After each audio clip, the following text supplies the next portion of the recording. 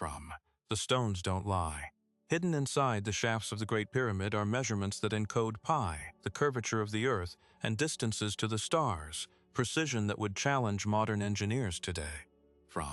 So how did a civilization with copper tools and wooden sleds achieve what our finest architects still struggle to replicate? Mainstream history calls it human ingenuity.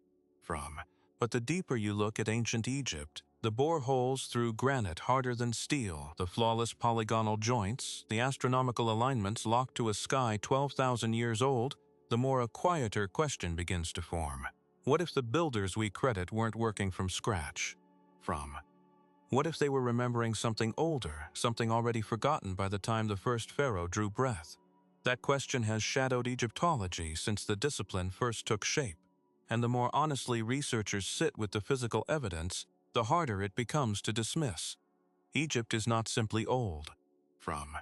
It is old in a way that defies easy accounting. The civilization that raised the pyramids appeared, by every measure we have, already fully formed. Writing, mathematics, astronomy, monumental architecture, administrative bureaucracy, all of it arrived in the archaeological record not as the product of a slow, visible climb, but as though a switch had been thrown. Egyptologists call this the dynastic race theory, or speak of the pre-dynastic period as a foundation, but even those frameworks struggle to explain the sheer sophistication of what appears at the very opening of recorded Egyptian history. The Great Pyramid of Giza was completed around 4,500 years ago, during the reign of Pharaoh Khufu. It stands today as one of the most precisely constructed objects in human history. Its base covers over 13 acres.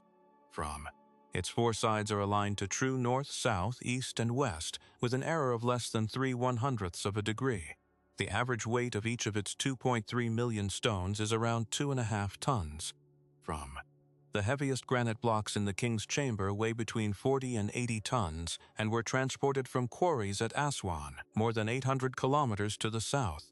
No blueprint for the pyramid has ever been found. No papyrus records the engineering decisions behind it. No tool discovered in any Egyptian context adequately explains how granite was shaped to the tolerances we can measure in its finished surfaces.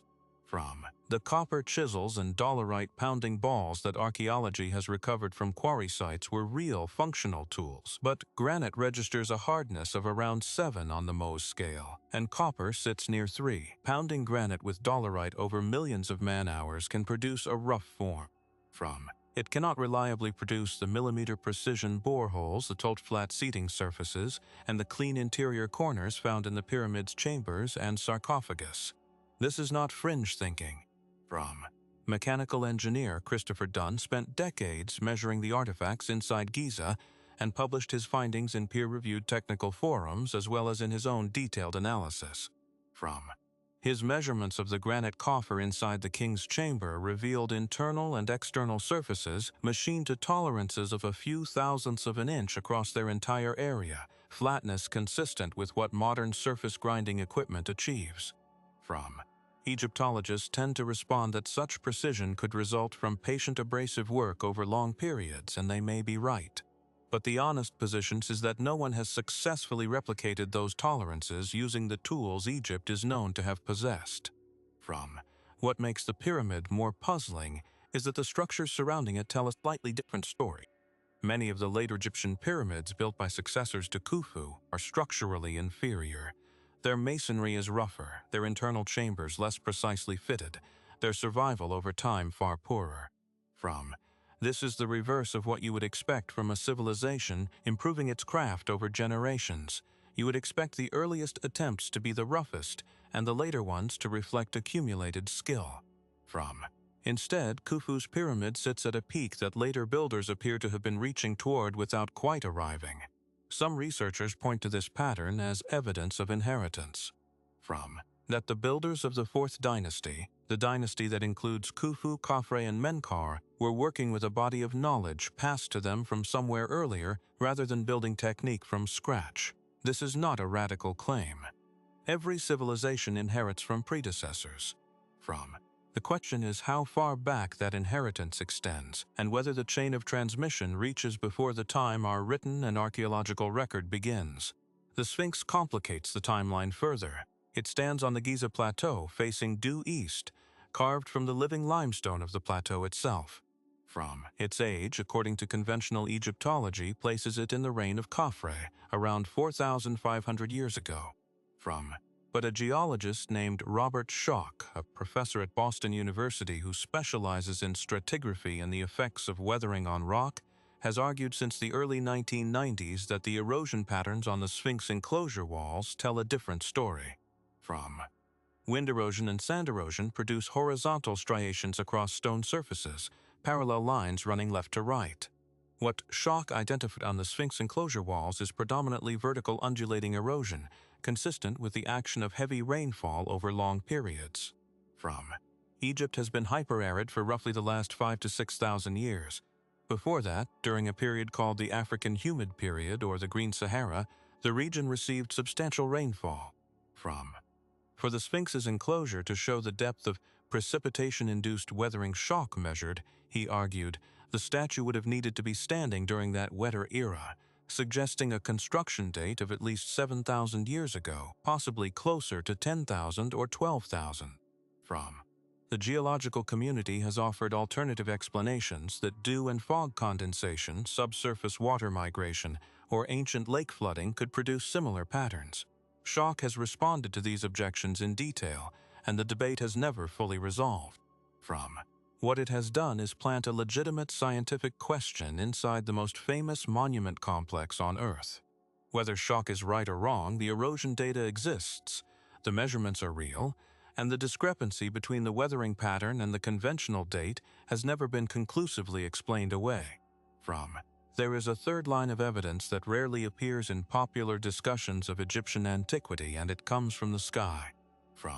The three pyramids of Giza align along a slightly diagonal axis, and in 1983, author Robert Bauval noticed that this diagonal mirrors the alignment of the three stars in Orion's belt with a precision too close to be accidental. He extended the comparison using astronomical software capable of modeling the night sky at any point in history. Because of the precession of the equinoxes, the slow wobble of Earth's rotational axis that takes roughly 25,900 years to complete one full cycle, the positions of stars shift gradually over millennia. When Bauval ran the simulation backward, he found that the alignment between the pyramid layout and Orion's belt was most precise not around 4,500 years ago, but around 10,500 years ago. The implication, if the alignment was intentional and if the simulation accurately captures the builder's intent, is that the Giza complex encodes astronomical data from an era roughly 6,000 years before the civilization Egypt's own history says built it. Extreme Egyptologists largely dismiss the Orion correlation theory, pointing out that the alignment is imperfect even at its proposed date and that other constellations could be fitted to the pyramids with comparable plausibility. But imperfection is not the same as impossibility, and the theory has generated enough sustained interest among professional researchers to remain an active area of inquiry rather than a settled matter. These three lines of evidence, the engineering precision that exceeds known Egyptian tools, the geological weathering of the Sphinx enclosure, and the astronomical encoding of a much older sky, do not individually prove that a pre-dynastic advanced civilization shaped what we see at Giza. But together they create a pressure on the conventional timeline that honest scholarship has yet to fully relieve. And Giza is only one site. Across the Mediterranean, across South America, across the Pacific and Southeast Asia and the ancient Middle East, researchers keep arriving at the same uncomfortable junction. Structures that appear too precise, stones that appear too heavy, alignment too accurate, and techniques that appear too sophisticated for the tools and timelines we assign them. Each site alone might be dismissed as exceptional, as an example of human determination overcoming material limitations. But when the pattern repeats across every ocean and every era, the exception begins to look like the rule. The question is not whether ancient humans were capable of remarkable things. They clearly were. The question is whether the remarkable things we keep uncovering could have emerged from zero, culture independently, without a common-sense source of understanding. Some researchers say yes. Human ingenuity is universal, and similar problems produce similar solutions across isolated populations. Others argue that the similarities in technique, proportion, and astronomical orientation are too specific to be convergent invention, that they point toward transmission, toward an older common origin that fed into what became the known ancient civilizations. From that older origin, if it existed, would have flourished at a time when the world looked very different from today, when ice sheets still locked enormous volumes of seawater onto the land, when coastlines sat far beyond where they stand now. From when the Mediterranean basin, the Persian Gulf, and vast stretches of what is now open ocean were dry, inhabited, and perhaps home to people who had learned to read the earth in ways we are only beginning to recover from. The search for that origin is where this documentary now turns, not toward speculation, but toward the evidence that keeps accumulating in laboratories, dive sites, and satellite data sets. The evidence that something ancient was here before the first dynasty, before the first pharaoh, before the first cuneiform mark, from pressed into clay. What that something was and what it left behind is the question that will not stay quiet. The site that perhaps most aggressively refuses to stay inside the conventional timeline is not in Egypt at all. It sits in the highlands of southeastern Turkey, and its name is Göbekli Tepe. From before its excavation began in earnest in the 1990s under German archaeologist Klaus Schmidt, the hill was dismissed by earlier survey teams as a medieval cemetery. The stones protruding from the surface were assumed to be ordinary grave markers. From Schmidt looked at the same stones and saw something different. He began digging in 1996 and kept digging until his death in 2014. What emerged over those nearly 2 decades reshaped the foundational assumptions of the entire discipline. From Göbekli Tepe consists of a series of circular enclosures, each formed by large T-shaped limestone pillars standing up to 6 meters tall and weighing between 10 and 20 tons. From the pillars are carved with highly detailed reliefs of animals, foxes, boars, cranes, scorpions, vultures, and snakes, arranged with evident symbolic intent. The craftsmanship is not crude. From the carving demonstrates a practiced hand, an artistic vocabulary, and a sense of narrative composition that implies a long tradition of skill behind it. The radiocarbon dates returned from the site place its construction at approximately 11,600 years ago. From that is not a typo, and it is not a fringe estimate. It is the mainstream archaeological consensus confirmed by multiple independent dating methods and accepted by the institutions that fund and oversee the excavation. Göbekli Tepe predates Stonehenge by 6,000 years. From it predates the invention of writing by 5,000 years. It predates the earliest known agricultural settlements by at least 1,000 years, and possibly more. This is where the conventional model breaks. Every framework we built for understanding the emergence of civilization rested on a sequence. From hunter-gatherers settle, surplus food. Surplus food supports specialists, priests, craftsmen, engineers, who have time to think beyond daily survival. Specialization produces organized religion, art, and monumental architecture. From that sequence, simple and logical, placed the earliest complex structures firmly after the development of agriculture. Göbekli Tepe reversed the arrow entirely. The people who built it were, by the best available evidence, still hunter-gatherers. They had not yet domesticated crops or animals in any systematic way. And yet they organized enough labor to quarry multi-ton limestone blocks, transport them across uneven highland terrain, carve them with sophisticated imagery, and erect them into precisely arranged enclosures whose geometry implies both planning and a shared cosmological framework. Some researchers now argue, based partly on this discovery, that it was monument building that drove the formation of settled communities rather than the other way around. That the impulse to create a sacred space pulled people together, and the need to feed and shelter those gathered workers eventually gave rise to agriculture as a consequence rather than a prerequisite. If that reversal holds, it means the timeline of human cognitive and organizational capability shifts backward by thousands of years. And if 11,000 years ago, people without settled agriculture were capable of producing Göbekli Tepe, then what were people capable of 10,000 years before that? Or 20,000? Schmidt himself was careful in his interpretations. He acknowledged the site overturned previous assumptions but was reluctant to endorse theories about lost civilizations. What he consistently emphasized was the deliberateness of the site's burial. After centuries of use, the enclosures at Göbekli Tepe were not abandoned and left to decay. They were deliberately filled in, sealed under tons of rubble and soil, as though someone intentionally preserved them by hiding them. Schmidt speculated this may have been a ritual act of closure. Others have suggested it was a form of protection, a conscious effort to ensure the site survived. If so, it worked. The burial preserved the carvings in extraordinary condition for more than 11 millennia. What has not been fully excavated is equally striking. Ground-penetrating radar surveys conducted across the hill suggest that the exposed enclosures represent only a small fraction of what is buried there. Current estimates place the number of unexcavated enclosures at somewhere between 16 and 20 additional structures, spread across a hilltop area of roughly 90,000 square meters. The site we know is the margin of something far larger.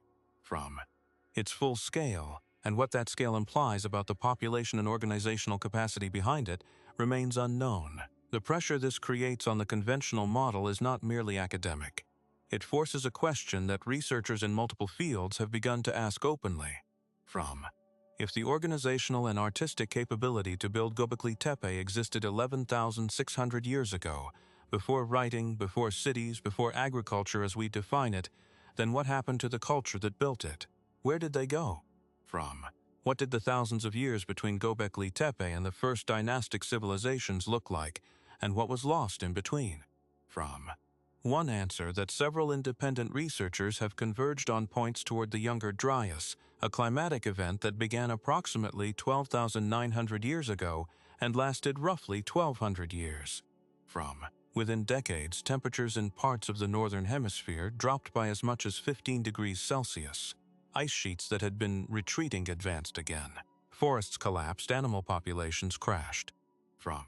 The coastal plains that had been inhabited during the preceding period of low sea levels were inundated as glacial melt accelerated, and then, in some models, briefly reversed in its effects on local climates. The cause of the Younger Dryas is still debated. The leading conventional hypothesis involves a disruption of the Atlantic meridional overturning circulation, the ocean current system that redistributes heat across the northern hemisphere, triggered by a massive influx of cold meltwater from collapsing glacial lakes.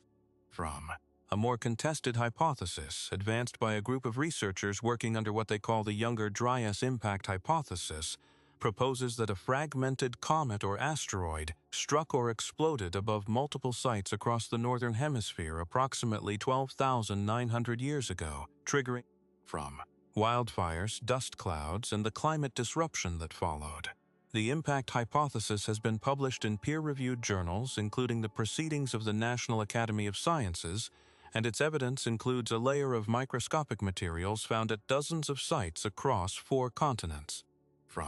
This layer contains nanodiamonds, spherules of melted iron and silica, iridium, and platinum, all at concentrations elevated above background levels, all concentrated at the same stratigraphic horizon corresponding to the onset of the Younger Dryas. Impact skeptics have disputed the interpretation of these materials, arguing that some could be products of volcanism or wildfires without an extraterrestrial trigger. The debate is ongoing, the evidence accumulating, and no consensus has yet closed the question. What is not disputed is the effect. Whatever caused the Younger Dryas, the climate shift it produced was severe and rapid enough to collapse ecosystems across the northern hemisphere. For any organized human society existing along the coastlines or in the interior lowlands of that period, the consequences would have been catastrophic. Harvests would have failed, animal migrations would have shifted or ceased, coastal settlements would have been lost first to sea level instability and then to abrupt climate reversal. A population that had been accumulating knowledge, skill, and organizational capacity over thousands of years would have been reduced, scattered, and forced into the most basic terms of survival. This is the mechanism that some researchers believe separates whatever preceded recorded civilization from what followed it. Not a single cataclysm that erased everything overnight, but a centuries-long period of compounding instability that dismantled the conditions under which complex society can sustain itself. The survivors would have emerged from the Younger Dryas carrying fragments, memories, techniques, and cosmologies from a world that no longer existed. They would have been the teachers of the next rise, the unnamed figures behind the gods and sages of later mythology, the source of the precise astronomical knowledge and architectural principles that appear already mature in the earliest dynasties of Egypt, Sumer, and the Indus Valley. And here is where the pressure becomes a turning point. Because if that chain of transmission is real, if the sophisticated builders of the pre-Younger Dryas world survived in diminished form and seeded the civilizations we know, then the question of what they originally built and understood is no longer a philosophical one. It becomes an archaeological one. It becomes a question with a physical answer, buried somewhere beneath the sediment of 10,000 years of geological change, waiting for the right instrument to find it. The instrument that changed everything arrived not in an excavation pit but in a satellite's data stream, and what it revealed beneath the jungles, deserts, and ocean floors of the world was more than anyone had been prepared to see. The technology is called LiDAR, light detection and ranging. It works by firing rapid pulses of laser light from an aircraft toward the ground below and measuring the precise time each pulse takes to return. By subtracting the reflected signals from vegetation and processing what bounces back from the actual surface, researchers can generate three-dimensional models of terrain stripped clean of every tree, every vine, every century of overgrowth. What remains in the data is the bare shape of the ground itself, and sometimes the bare shape of what human hands did to it thousands of years ago. The first large-scale archaeological application of LiDAR that genuinely stunned the research community came in 2010, when a team led by archaeologist Damian Evans conducted aerial surveys over the region surrounding Angkor Wat in Cambodia. Angkor had been studied for more than a century. Its temples were among the most famous in the world. Researchers believed they had a solid understanding of the civilization that built it. The LiDAR data dissolved that understanding in an afternoon. What the scan revealed beneath the jungle canopy surrounding the known temple complex was a city of extraordinary scale. Not the medieval settlement archaeologists had already mapped, but a vast, precisely organized urban landscape covering more than 1,000 square kilometers, laced with hydraulic infrastructure, canals, reservoirs, distribution channels, engineered with a sophistication that rivaled anything the ancient world had previously been credited with producing. The population supported by this infrastructure was estimated in the hundreds of thousands, possibly approaching 1 million at its peak. It was by the data one of the largest pre-industrial cities in human history, and it had been invisible, folded beneath the forest until a laser mapped it from the sky. The implications for archaeology were immediate and uncomfortable. If a city of that size and complexity had been hidden in plain sight, overlooked by generations of ground-level researchers working one of the most studied temple complexes on Earth, then how many other cities, sites, and civilizations remained undetected simply because no one had pointed the right instrument at the right patch of ground? The answer came quickly, and from multiple directions simultaneously.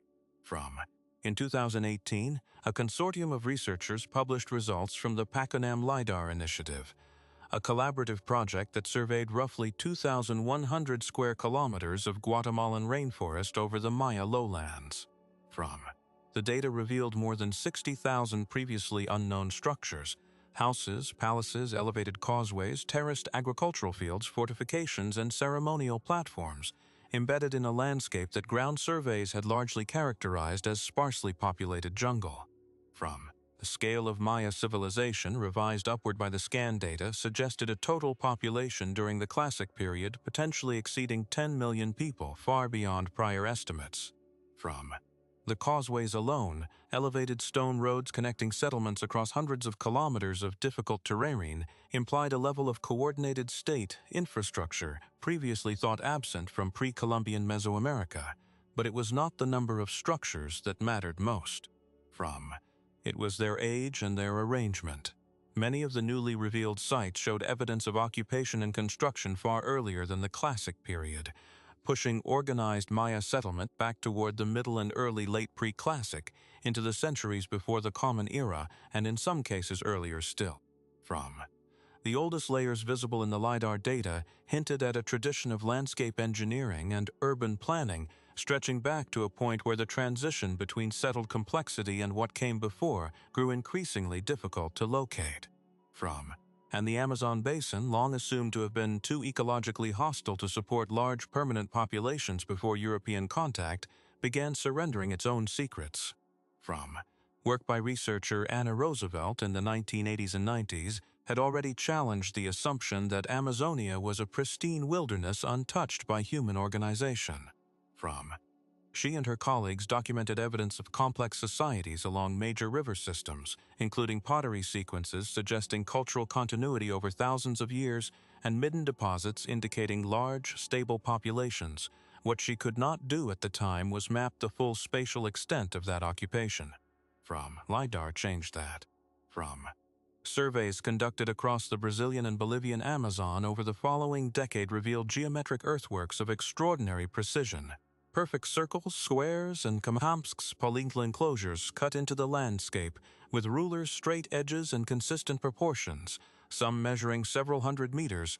From. Across. These structures, known as geoglyphs, were largely invisible from ground level due to forest regrowth, but from the air they formed an unmistakable pattern of deliberate human design spread across an area of roughly 13,000 square kilometers in the Brazilian state of Acre alone. From. The dating of materials associated with the geoglyphs placed their construction between roughly 2,000 and 1,000 years ago, but the forest clearance required to see them in the LiDAR data showed that the Amazon had been extensively managed and modified by human populations long before European arrival. From. Contradicting decades of assumption about the region's carrying capacity. What the geoglyphs were used for remains genuinely uncertain. Some researchers propose ritual functions, others defensive boundaries, others still astronomical alignment systems. From. Their geometry is too precise and too consistent across too large an area to be accidental, but their purpose has not been decoded from the physical evidence alone. They are, in the truest sense, messages whose language has not yet been recovered. From. The same patterns of precision without clear explanation surfaced again as LiDAR and satellite imaging began scrutinizing the Sahara. The Sahara today is the world's largest hot desert, covering roughly 9 million square kilometers of North Africa. It has not always been a desert. From. Between approximately 11,000 and 5,000 years ago, a period driven by shifts in Earth's axial tilt that directed more solar energy onto the northern hemisphere during summer months, the Sahara was substantially wetter. Lakes filled basins now filled only with sand. From. Rivers ran through valleys now choked with dunes. Grasslands supported elephants, hippos, crocodiles, and cattle. From. Rock art found across the region depicts this landscape with extraordinary specificity. Herds of animals, human figures fishing from boats, cattle being herded across plains. A painted record of a world that subsequently vanished as the monsoon system shifted south around 5,000 years ago, and the Green Sahara. From. Dried out within centuries. Satellite radar capable of penetrating dry sand to depths of several meters has revealed beneath the Sahara's surface an ancient river system of enormous scale. From. The so-called Tamanrasset River, reconstructed from radar data published in 2015, once drained an area of approximately 500,000 square kilometers of West Africa into the Atlantic, carrying a water volume comparable to the modern Niger River. From. The river had been dry and buried for thousands of years. No surface trace of it was visible. The radar found it intact beneath the sand. From. Along the banks of these buried rivers and around the remnants of ancient lake beds, researchers conducting ground surveys have found stone tool assemblages, pottery fragments, and structural remains indicating human settlement during the wetter period. From. Some of these sites show signs of social organization beyond the purely nomadic. Storage facilities, semi-permanent structures, layouts that suggest return occupation over multiple seasons. From. What these communities were doing, how complex their social structures were, and what happened to them as the desert advanced remains only partially understood. The drying of the Sahara was not a gentle transition. From. Climate modeling suggests it happened in pulses, relatively rapid collapses of the monsoon system that would have stranded populations around shrinking lakes before those lakes disappeared entirely. From. The survivors of those collapses moved, most likely northward toward the Mediterranean coast and eastward toward the Nile Valley. The timing of this migration aligns precisely with the period immediately preceding the emergence of Egyptian civilization. From. The influx of populations carrying cattle herding traditions, astronomical knowledge encoded in their rock art, which includes sophisticated stellar imagery, and experience managing complex landscapes into the Nile corridor may have been a direct contributor to the rapid florescence of early dynastic Egypt. From the people who became the Egyptians may have brought much of what made Egypt extraordinary with them from a world that the desert then erased. From this convergence of evidence, LiDAR revealing hidden cities, radar revealing buried rivers, satellite imaging revealing submerged coastlines, began to produce something that individual disciplines had resisted. It began to produce a composite picture, from not of one lost civilization neatly locatable in a single region, but of a world before the world we know that was far more populated, far more organized, and far more extensively modified by human activity than the conventional model had accommodated. And then the ocean weighed in. From sonar mapping of continental shelves, the shallow underwater margins of the continents that were exposed land during periods of low sea level had been accumulating data for decades. Most of it was interpreted in geological terms, identifying sediment structures, fault lines, resource deposits. But as the resolution of sonar systems improved and the datasets became large enough to analyze systematically, patterns began appearing in the data that geologists found difficult to explain through natural processes alone. Off the coast of India in the Gulf of Combat, sonar surveys conducted in 2001 returned imagery showing what appeared to be regular geometric features on the seabed, right angles, consistent spacing, linear arrangements across a wide area. When the National Institute of Ocean Technology conducted dredging operations to recover material from the site, the samples returned included worked artifacts and organic material. Carbon dating of wood fragments recovered from the dredge placed them at approximately 9,500 years before the present. If that date and the identification of the features as man-made are both correct, the site predates the earliest known urban settlements by several thousand years and places organized human habitation in a region that was above sea level only during the low water period preceding the post-glacial rise. The Indian government commissioned follow-up surveys. The scientific community debated the interpretation vigorously, with some researchers arguing that the geometric features could be natural formations and that the dredged artifacts might have been carried to their position by river action rather than representing in situ occupation. The debate has not been resolved. The site has not been excavated at a scale sufficient to settle the question, and that unresolved status is itself part of the pattern that has begun to trouble researchers most deeply. Because the Gulf of Combat site is not alone. It is one point in a constellation of underwater anomalies that keep appearing on sonar maps from the Mediterranean to the Pacific, each one individually contestable, each one drawing the same institutional caution, and each one adding to a cumulative weight of unresolved questions that the conventional model has not, yet found a way to absorb. The most challenging of those anomalies lies not in the tropics or the Middle East, but in the cold waters off the coast of Japan, and what divers began finding there in the 1980s sent a fracture line through the neat walls of academic consensus that has never fully closed. The island of Yonaguni sits at Japan's southwestern extreme, closer to Taiwan than to the Japanese mainland. Its waters are cold, its currents strong, and its visibility on a good day remarkable. In 1986, a dive instructor named Kihachiro Aratake was scouting the area for hammerhead sharks when he descended along a section of the island's underwater southern face and found something that stopped him completely. What he was looking at was a massive stone structure rising from the seabed at a depth of approximately 5 meters at its shallowest point and dropping to around 27 meters at its base. The formation stretched roughly 200 meters east to west and about 150 meters north to south. It consisted of flat terraced surfaces, near vertical walls, a broad platform area, what appeared to be staircase-like steps cut into the rock face, and in some sections, parallel grooves and channels running with a regularity that rock formations produced purely by natural fracturing do not typically display.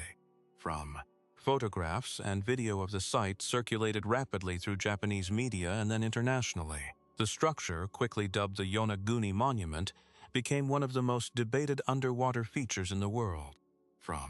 Masaki Kimura, a marine geologist at the University of the Ryukyus, who spent years diving the site repeatedly, concluded after extensive measurement and analysis that at least portions of the monument showed evidence of human modification.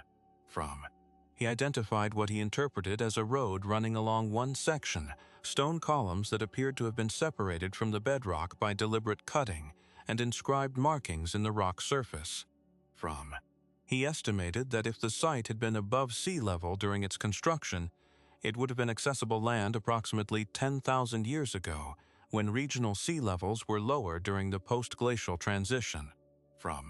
The geological counter-argument advanced most prominently by Robert Sheik, the same geologist who analyzed the Sphinx weathering, is that the Yonaguni monument is entirely natural. Schock dived the site personally in 1997 and concluded that the right angles and flat surfaces, while visually striking, are consistent with the behavior of the fine-grained mudstone and sandstone that compose the formation.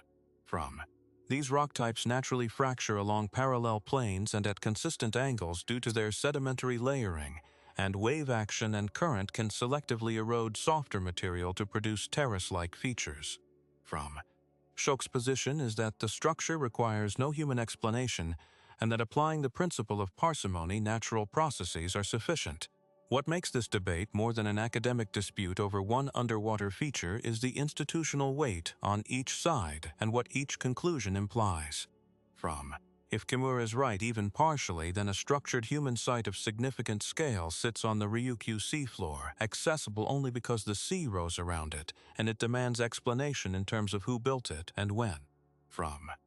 If Schock is right, the formation demonstrates exactly how powerfully human pattern recognition can mistake natural geometry for intentional design, a caution that applies to every contested underwater site in the world. The problem is that the two positions do not cleanly cancel each other out. Natural six-lane flat surfaces and right-angle joints. It does not easily explain what Kimura's team documented as a carved circular depression approximately 2 meters wide and 1 meter deep on the main terrace, or parallel channels that run for meters with consistent width and depth, or what Kimura identifies as a face carved into the rock with defined brow ridges and eye sockets. Those specific features have not received the same thorough natural process explanation that the basic terrace morphology has. They remain in the record, documented, measured, and genuinely unresolved. The honest position is that Yonaguni is two things simultaneously. It is a naturally formed rock structure whose basic geometry requires no human cause, and it contains specific features that have not yet been adequately explained by natural processes alone. That combination, a natural foundation with anomalous details, may in fact be the most archaeologically interesting scenario of all. Because it would mean that people found a natural formation and modified it, a behavior documented at many confirmed ancient sites where builders incorporated existing geological features into their constructions. Finding that kind of hybrid site underwater would be among the most difficult things to recognize and among the most significant. While the Yonaguni debate continued through the 1990s and into the 2000s, a parallel line of underwater investigation was producing cleaner and less ambiguous results in the Mediterranean. In the shallow waters off the southern coast of Turkey, near the ancient city of Olus and across the broader Aegean shelf, marine archaeologists conducting systematic surveys had been cataloging submerged structures with increasing frequency. Most could be readily attributed to known historical periods: harbor walls, fish tanks, building foundations from cities that had subsided due to tectonic activity rather than sea level change.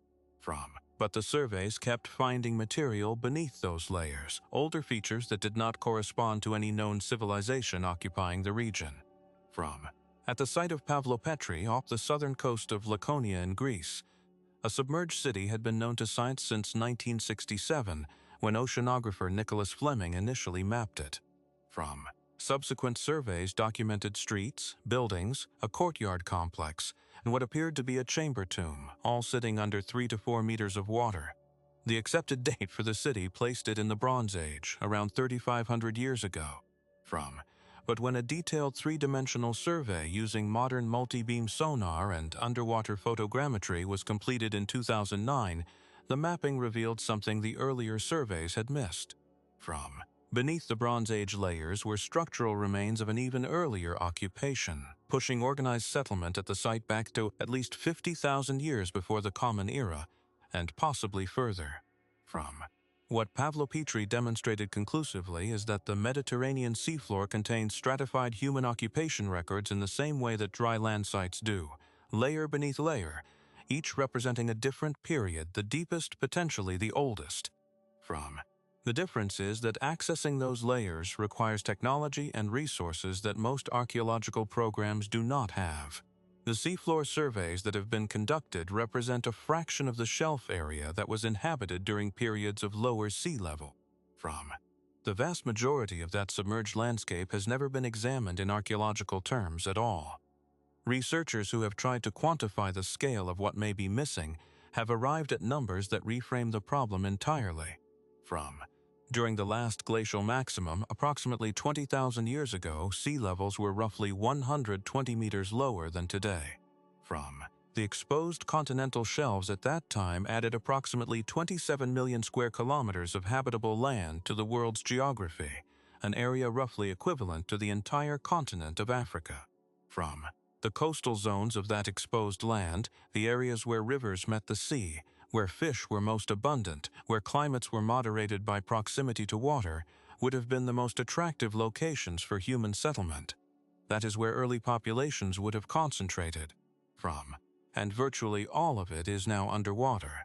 The implication of that number, 27 million square kilometers of potentially inhabited land now submerged, is that the archaeological record we possess from the period before 10,000 years ago is not merely incomplete. It is in the most literal sense inverted.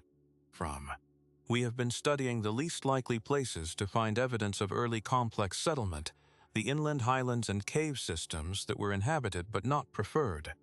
While the most densely populated regions of the pre-glacial world sat underwater, that we lacked the technology or the institutional motivation to systematically explore. This realization began shifting not just individual research agendas, but the broader framing of how archaeologists define the search space for early civilization. A key figure in articulating this shift has been Graham Hancock, a journalist and author rather than a credentialed archaeologist, whose books beginning with Fingerprints of the Gods in 1995 synthesized the underwater evidence, the astronomical alignment data, and the geological catastrophe record into a sustained argument for a lost pre-glacial civilization. Mainstream archaeology has largely treated Hancock's work with hostility, criticizing his methodology, his sourcing, and his willingness to draw conclusions that the evidence does not yet support. But something important happened as years passed. Several of the specific research directions Hancock advocated: systematic underwater shelf surveys, serious engagement with the Younger Dryas impact hypothesis, archaeological investigation of the pre-Saharan Green period, moved from fringe interest into legitimate scientific inquiry, not because Hancock was vindicated, but because the evidence kept producing anomalies that demanded investigation on their own terms. The credentialed researchers who took up those investigations did not endorse Hancock's conclusions. They simply found that the questions he was asking, if not the answers he was proposing, pointed toward real gaps in the record that professional archaeology had been too conservative to fully address. That distinction matters enormously. The question of whether a sophisticated pre-glacial civilization existed is a scientific question with a potentially scientific answer. The evidence that would support it has been incompletely gathered and incompletely examined. Dismissing the question because of its association with popular authors rather than engaging it through proper investigation is not scientific skepticism. It is institutional preference dressed as methodology. And as the LiDAR data, the sonar maps, the genetic studies of ancient migration, and the sediment core records continued to accumulate through the 2000s and into the 2010s, the gap between what the conventional model predicted should be in the record and what was actually being found kept widening. The question was no longer simply whether a lost civilization might have existed. The question was becoming something more specific and more urgent. If the coastal world before the post-glacial sea rise was inhabited at the scale the shelf geography suggested, And if the Younger Dryas disruption was as severe as the sediment record showed, then the survivors of that collapse carried something with them when they moved inland. What did they know? From?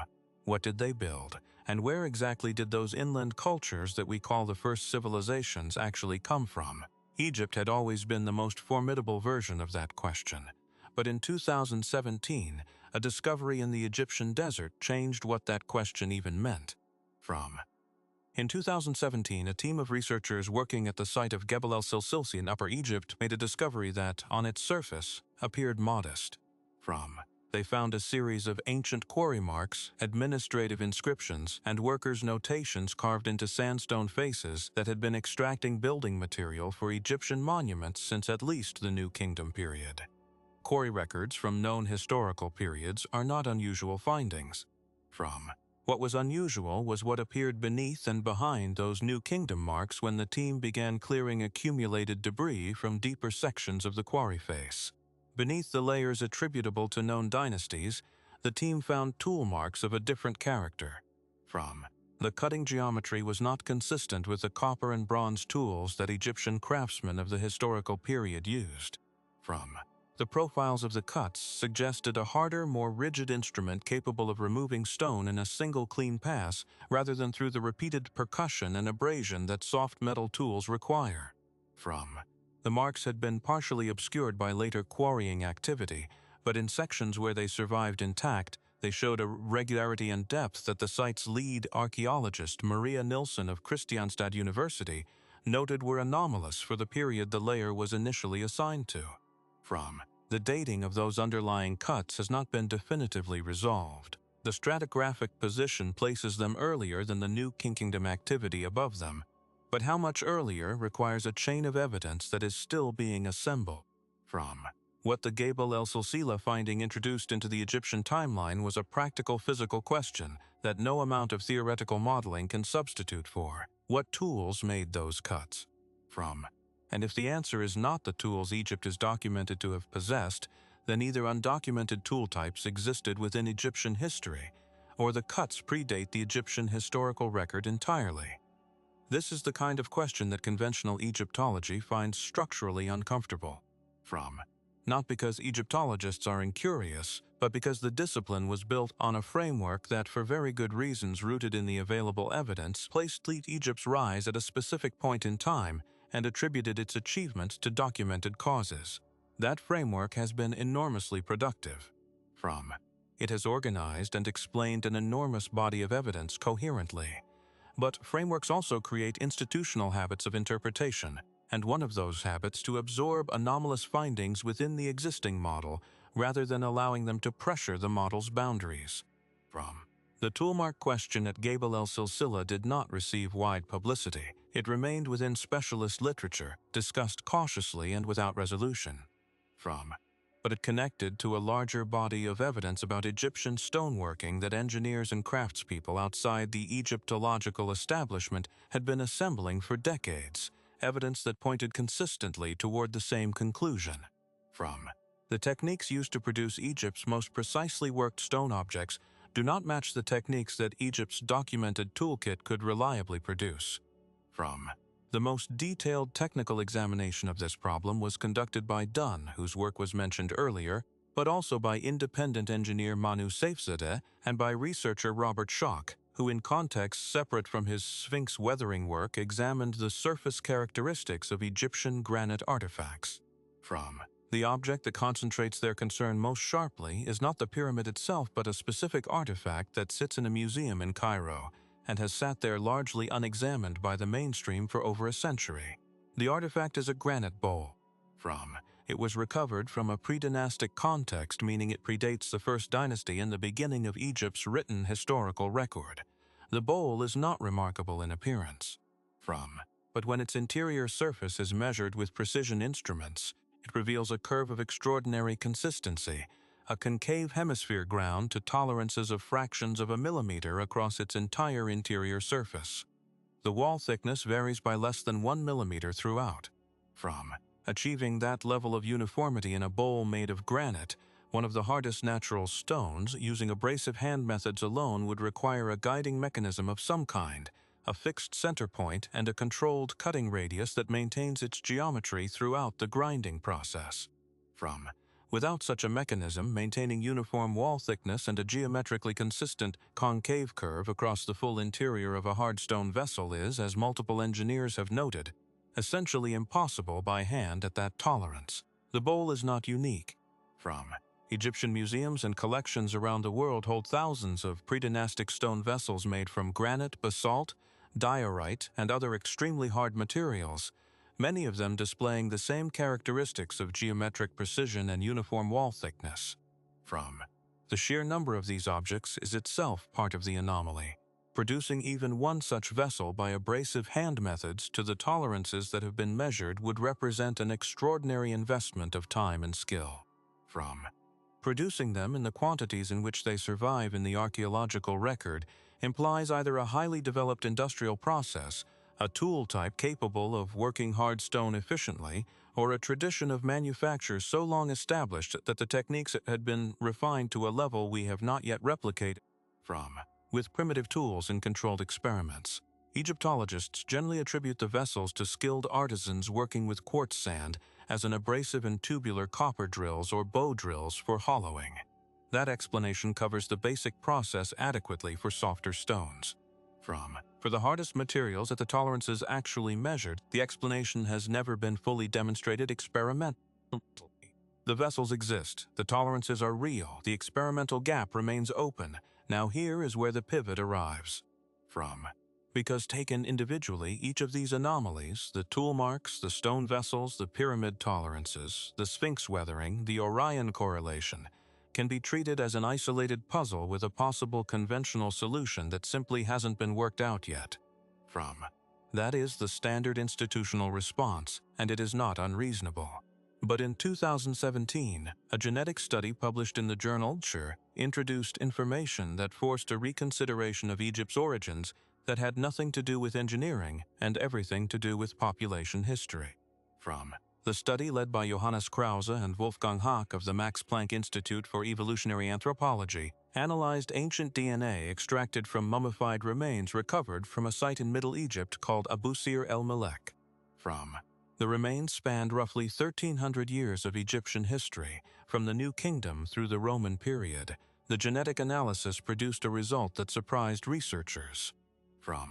The ancient Egyptians in the sample showed their closest genetic affinities not to modern sub-Saharan African populations, as had sometimes been assumed based on geographic proximity, but to ancient Near Eastern populations, specifically to people from the ancient Levant and Anatolia, with additional connections to populations from the Caucasus region. This finding, reported across major scientific media in 2017, reframed a long-standing debate about Egyptian origins by introducing hard genomic data in place of skull measurements and artifact distribution, the tools that earlier generations had used. But it also raised a question that the study's authors acknowledged openly. The sample was limited to one site and a relatively narrow time window within Egyptian history. It could not speak to the genetic composition of the predynastic population from which Egyptian civilization emerged, because predynastic mummies were too degraded and too few to yield analyzable ancient DNA in 2017. The ancestry of the people who built the first Egyptian monuments, who carved the Sphinx, who created the stone vessels, remained genomically invisible. What the Near Eastern affinity finding did establish was that the Egyptian population, as it appears in the historical record, shows strong genetic connections to populations that were moving out of the Fertile Crescent and Anatolia during and after the post-glacial period. The same period when, as discussed earlier, the Green Sahara was drying and coastal populations around the eastern Mediterranean were being displaced by rising seas and climate instability. The genetic signal is consistent with a scenario in which Egypt received a substantial influx of incoming populations during the transition from the Ice Age world to the Holocene, people who brought with them whatever knowledge and traditions they had accumulated in places that were subsequently drowned, dried, or destroyed. The mechanism of transmission, knowledge carried by displaced populations into the Nile Valley, is no longer a speculative hypothesis. It is a scenario supported independently by genetics, climatology, sea level records, and the anomalous sophistication of Egypt's earliest documented remains. From each line of evidence arrived by a different route. They converge on the same point, and that convergence creates the recontextualization that changes everything before it. Because if Egypt inherited rather than invented the core of its technical and cosmological sophistication, and if the inheritors were genetically and culturally connected to population displaced from submerged coastal regions, then the question of where Egypt's extraordinary precision came from is no longer unanswerable. It has an answer. The answer is simply that the answer lies somewhere we have not yet been able to look, under the water that rose between 12,000 and 6,000 years ago along coastlines that no longer exist, in cities whose locations we can only infer from shelf topography and genetic flow. This is not a minor revision to the timeline. It is a structural change in how the entire problem is framed. The question is no longer whether ancient Egyptians were smarter or more advanced than we give them credit for. Of course they were. The question is now what they already knew when their history begins, where that knowledge came from, and how much of the source of that knowledge still lies physically recoverable beneath the Mediterranean, the Red Sea, and the Indian Ocean, waiting for the survey ships and submersibles and sediment core teams that, have not yet arrived in sufficient numbers to examine it properly. The fallout from this reframing was immediate within the small but growing community of researchers who had been independently converging on these questions from different disciplines. Because once you accept that Egypt's origins connect to a displaced pre-glacial population, every other ancient civilization's origins become the same question asked in a different language.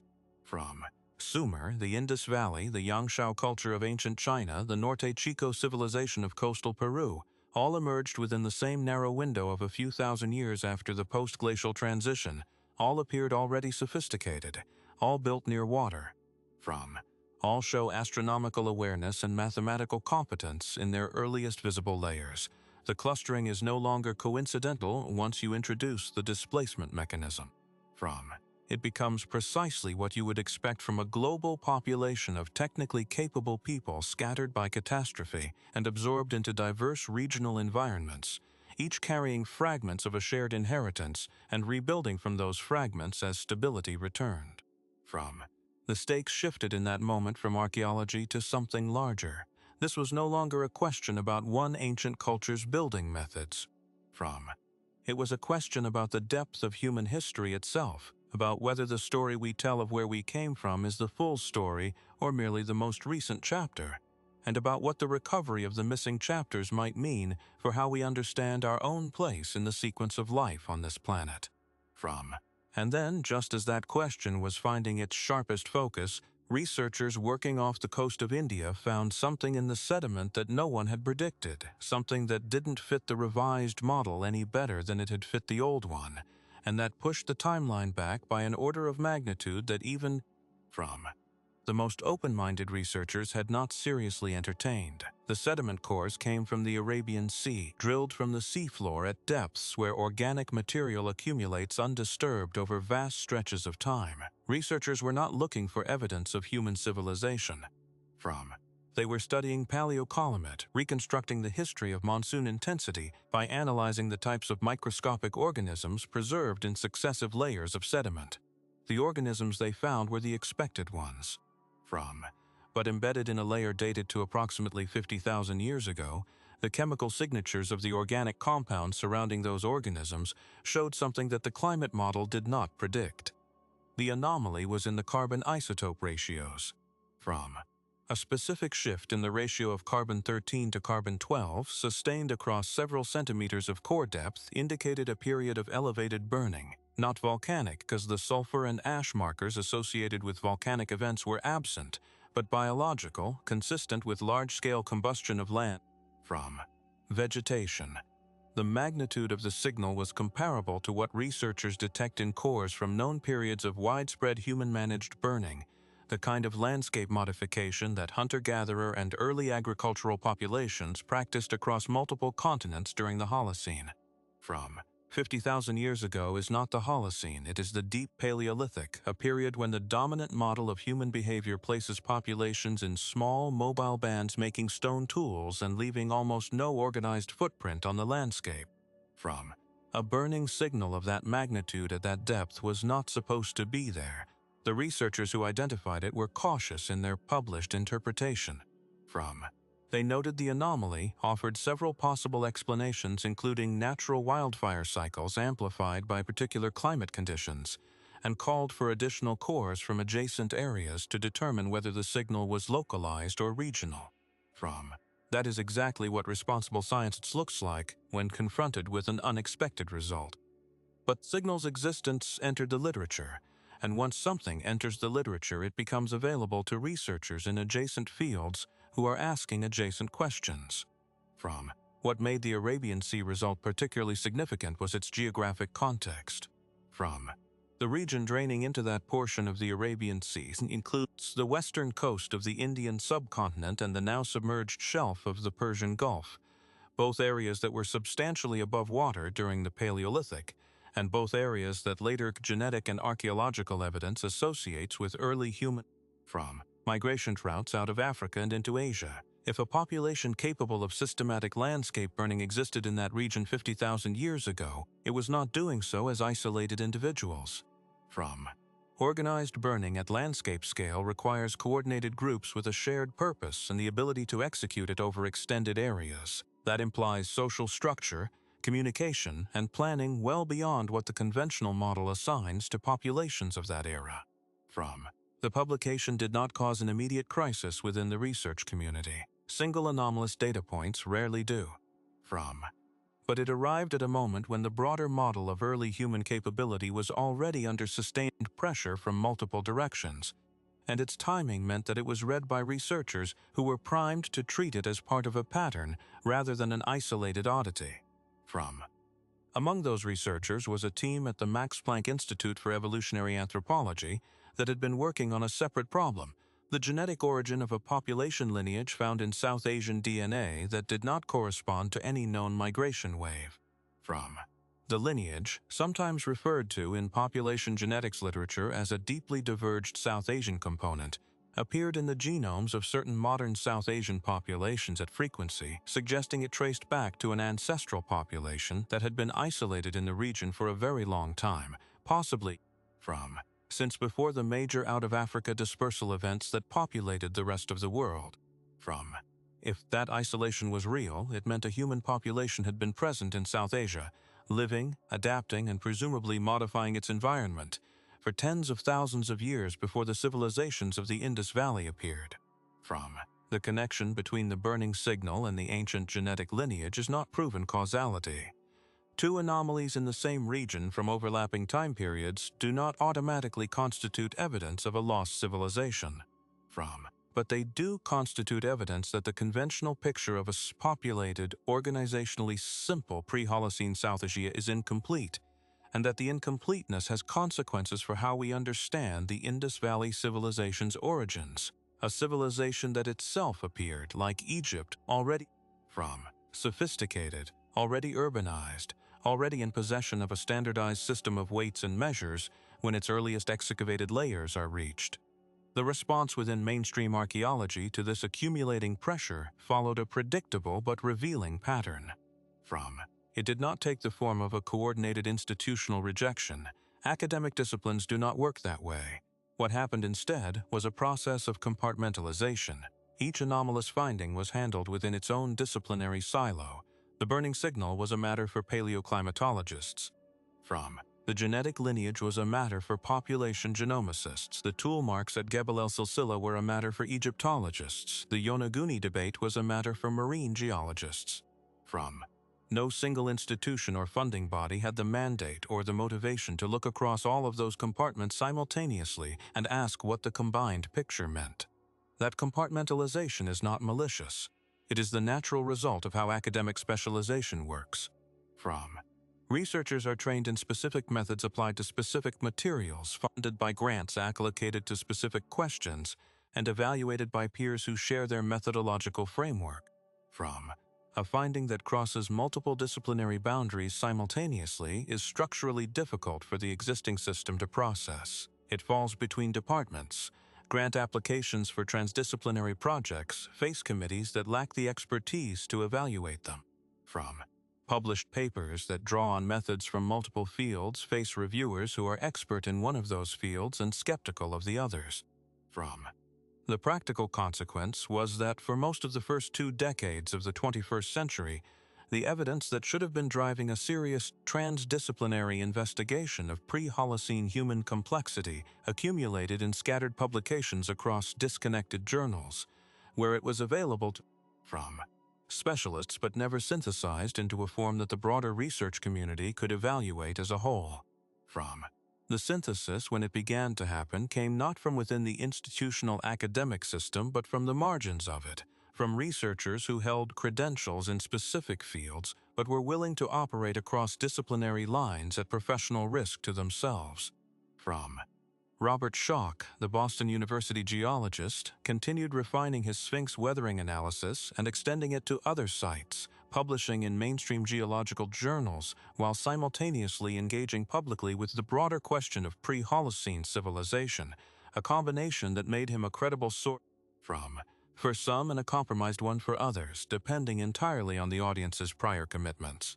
From Randall Carlson, a geological researcher and architectural designer, spent years building a detailed case connecting the Young's-Dryas impact hypothesis to mythological flood narratives, presenting his analysis in public forums that reached large audiences outside academia but received no formal peer review. From the tension created by this situation, rigorous evidence accumulating outside the channels that the academic system uses to validate and respond to evidence, produced a dynamic that had consequences for everyone involved.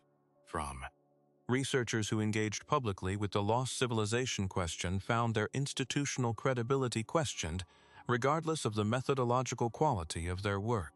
From researchers who stayed within conventional frameworks found themselves defending a model that required increasingly strained explanations for an increasing number of anomalies.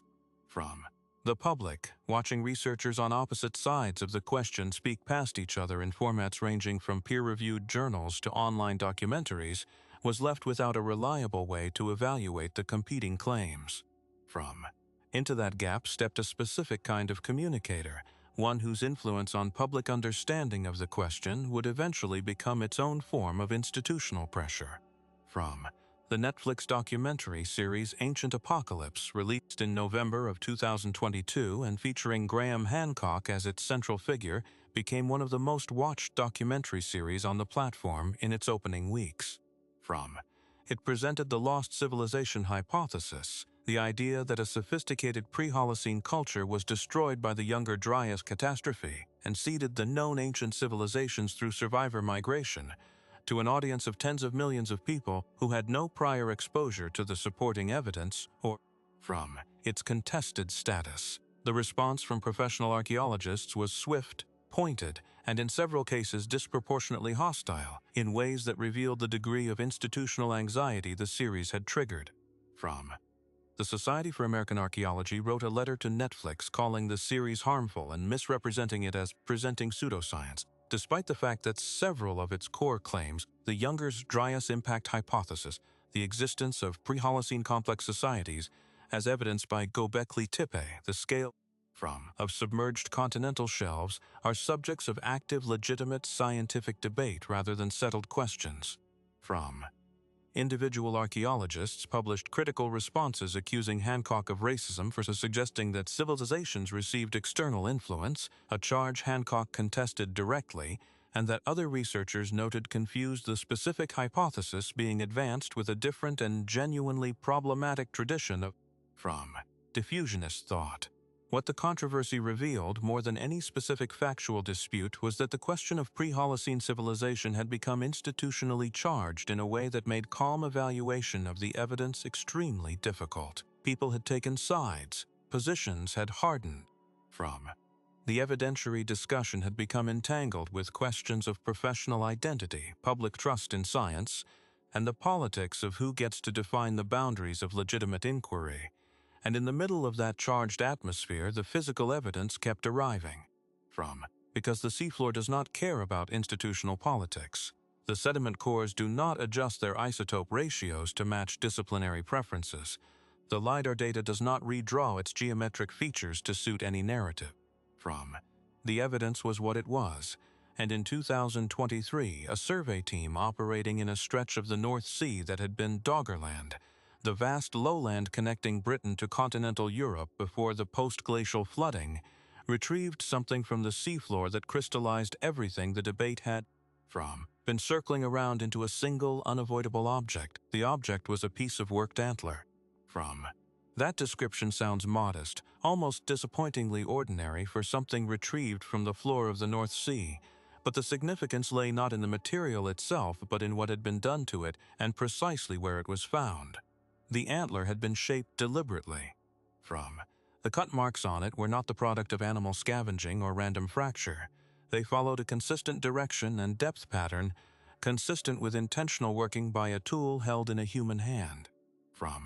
The organic material dated cleanly by accelerator mass spectrometry to approximately 9,000 years before the present, placing it squarely in the early Mesolithic period when Doggerland was still substantially above water, a vast lowland of lakes, rivers, and marshland connecting what is now Britain to what is now the Netherlands and Denmark. The antler was not a surface find displaced by currents. Its stratigraphic position in the seabed sediment placed it in the context of an ancient land surface, a buried soil horizon preserved under meters of marine accumulation. On its own, a worked antler from the early Mesolithic in what had been a habitable landscape is not revolutionary. Researchers had already recovered stone tools, animal bones, and Mesolithic human remains from the North Sea floor through trawler catches and targeted dredging. The existence of Doggerland as a populated landscape before its inundation was not in dispute. What the 2023 find contributed was not a new category of evidence but a new precision in its recovery, because for the first time a systematic underwater excavation protocol had been applied to a recovered North Sea sediment block in a way that preserved the three-dimensional spatial context of the artifact within its surrounding matrix. That context revealed something that scatter finds from fishing nets cannot provide. The antler was not alone in its sediment layer. Within the same block, the team identified charred plant material, the remnants of a small-scale burning event, and the edge of what appeared to be a structural feature, a dark organic stained zone in the sediment that the excavators interpreted as the compressed remains of a worked timber or a dense accumulation of deliberately placed organic material. Timber or constructed organic material in a Mesolithic context at a securely dated horizon within a buried land surface is exactly the kind of evidence that distinguishes a temporary campsite from something with more organizational permanence.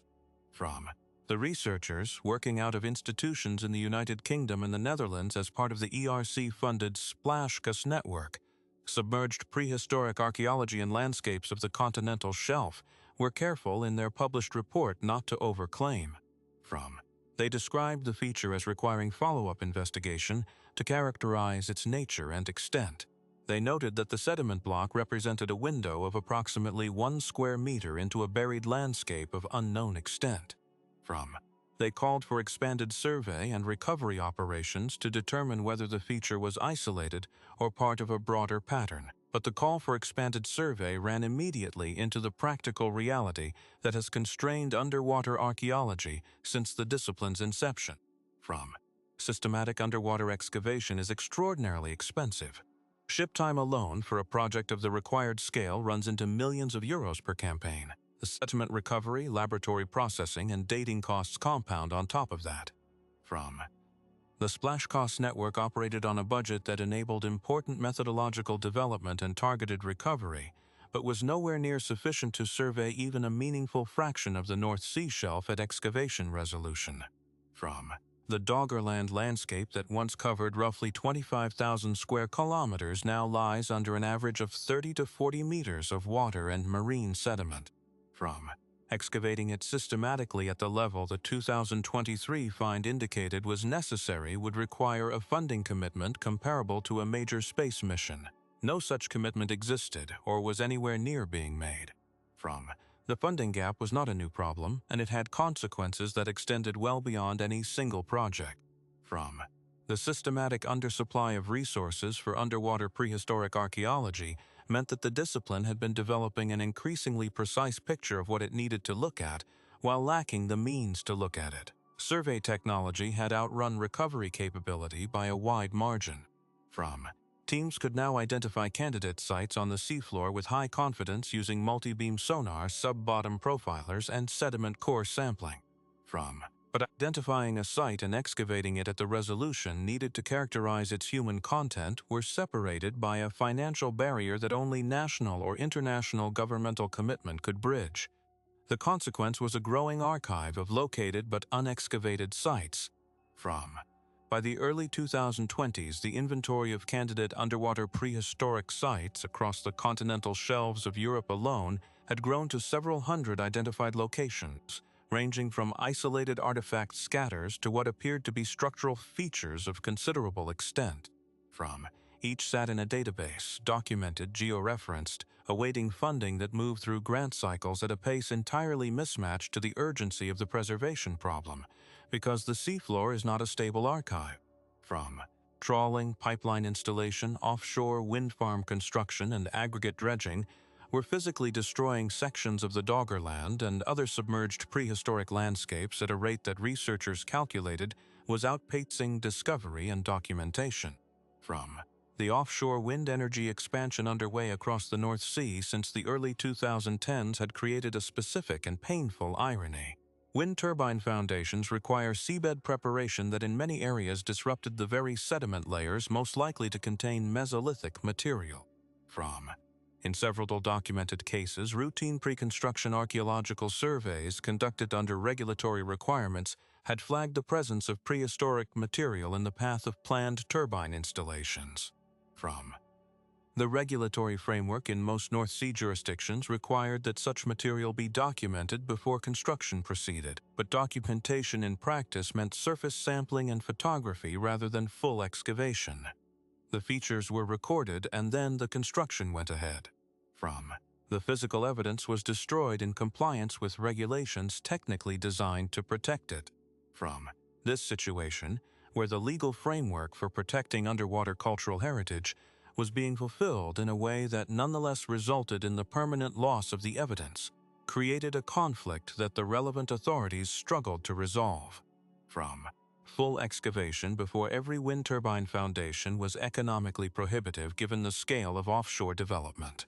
Halting development pending comprehensive survey was politically unacceptable given energy policy priorities.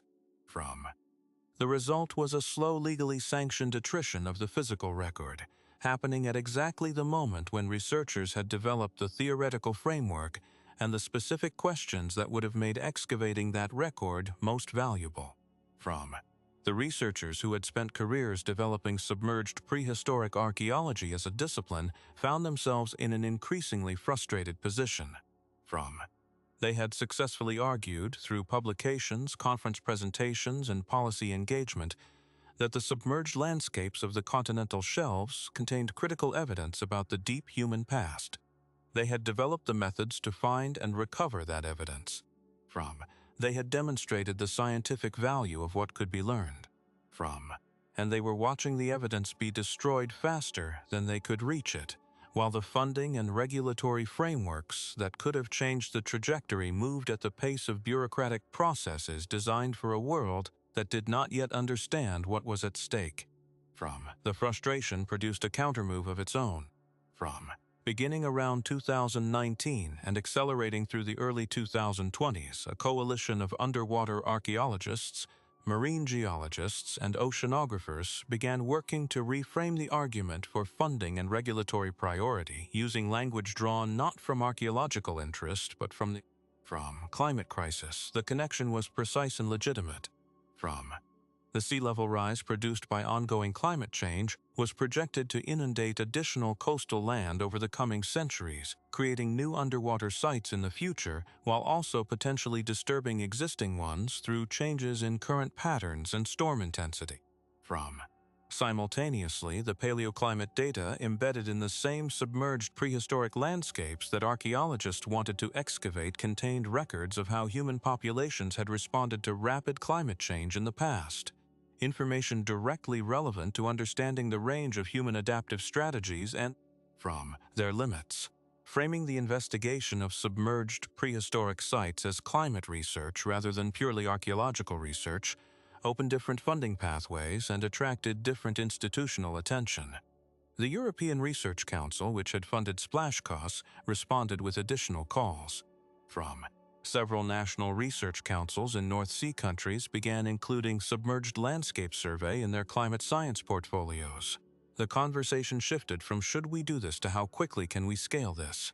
But the reframing also created its own unintended consequences.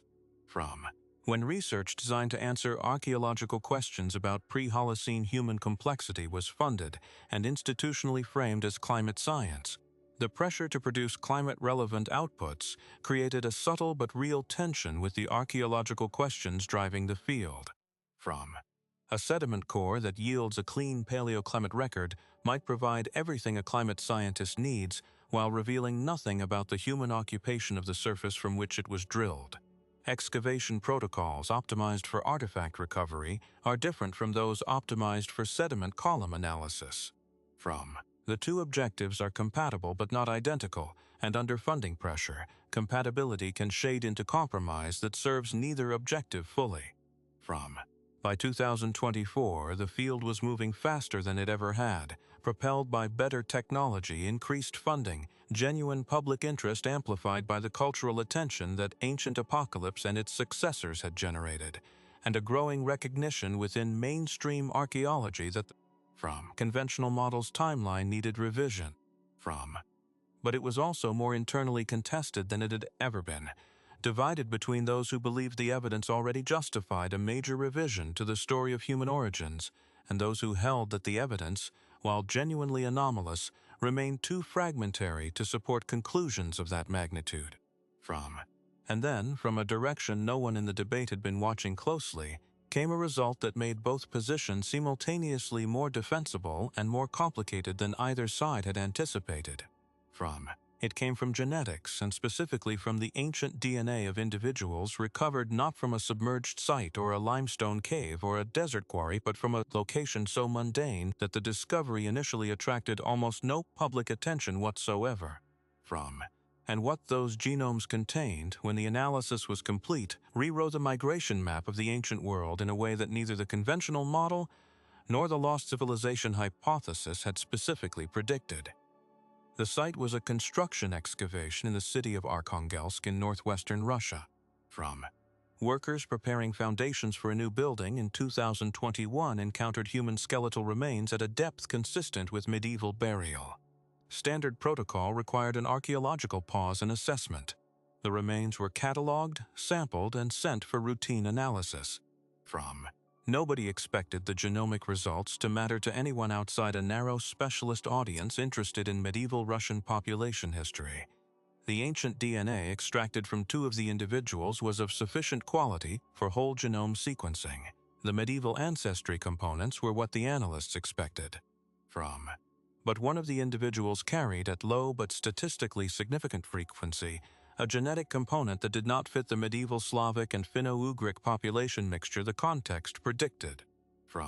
When the analysts ran the component against the reference panel of ancient and modern human genomes used to characterize ancestry, it resolved most cleanly against a population cluster that had last appeared at high frequency in ancient individuals recovered from sites along the Eurasian steppe dated to between 15,000 to 20,000 years ago, the late Pleistocene, deep in the heart of the last glacial period.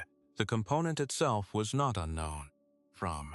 Population geneticists working on Eurasian prehistory had identified traces of it in several ancient genomes over the preceding decade, always at low frequency, all in individuals from contexts that were geographically widespread and chronologically diverse.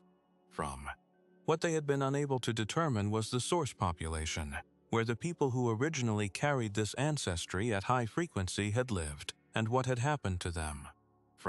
The signature kept appearing like a ghost in the data, distributed thinly across Eurasia in individuals who lived thousands of years and thousands of kilometers apart, connected only by this shared thread of ancestry from a source that no one had yet pinpointed in the physical record. The Arkhangelsk individual was not the source.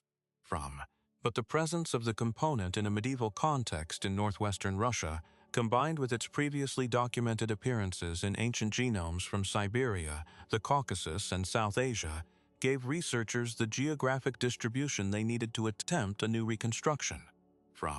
When a team led by David Reich's Ancient DNA Laboratory at Harvard Medical School ran the full analysis in 2023, their modeling pointed to a source population that had lived in the high latitudes of northern Eurasia during the last glacial maximum, somewhere in the region that is now the Russian Arctic or the submerged continental shelf of the Barents Sea, which during the glacial period was substantially exposed land.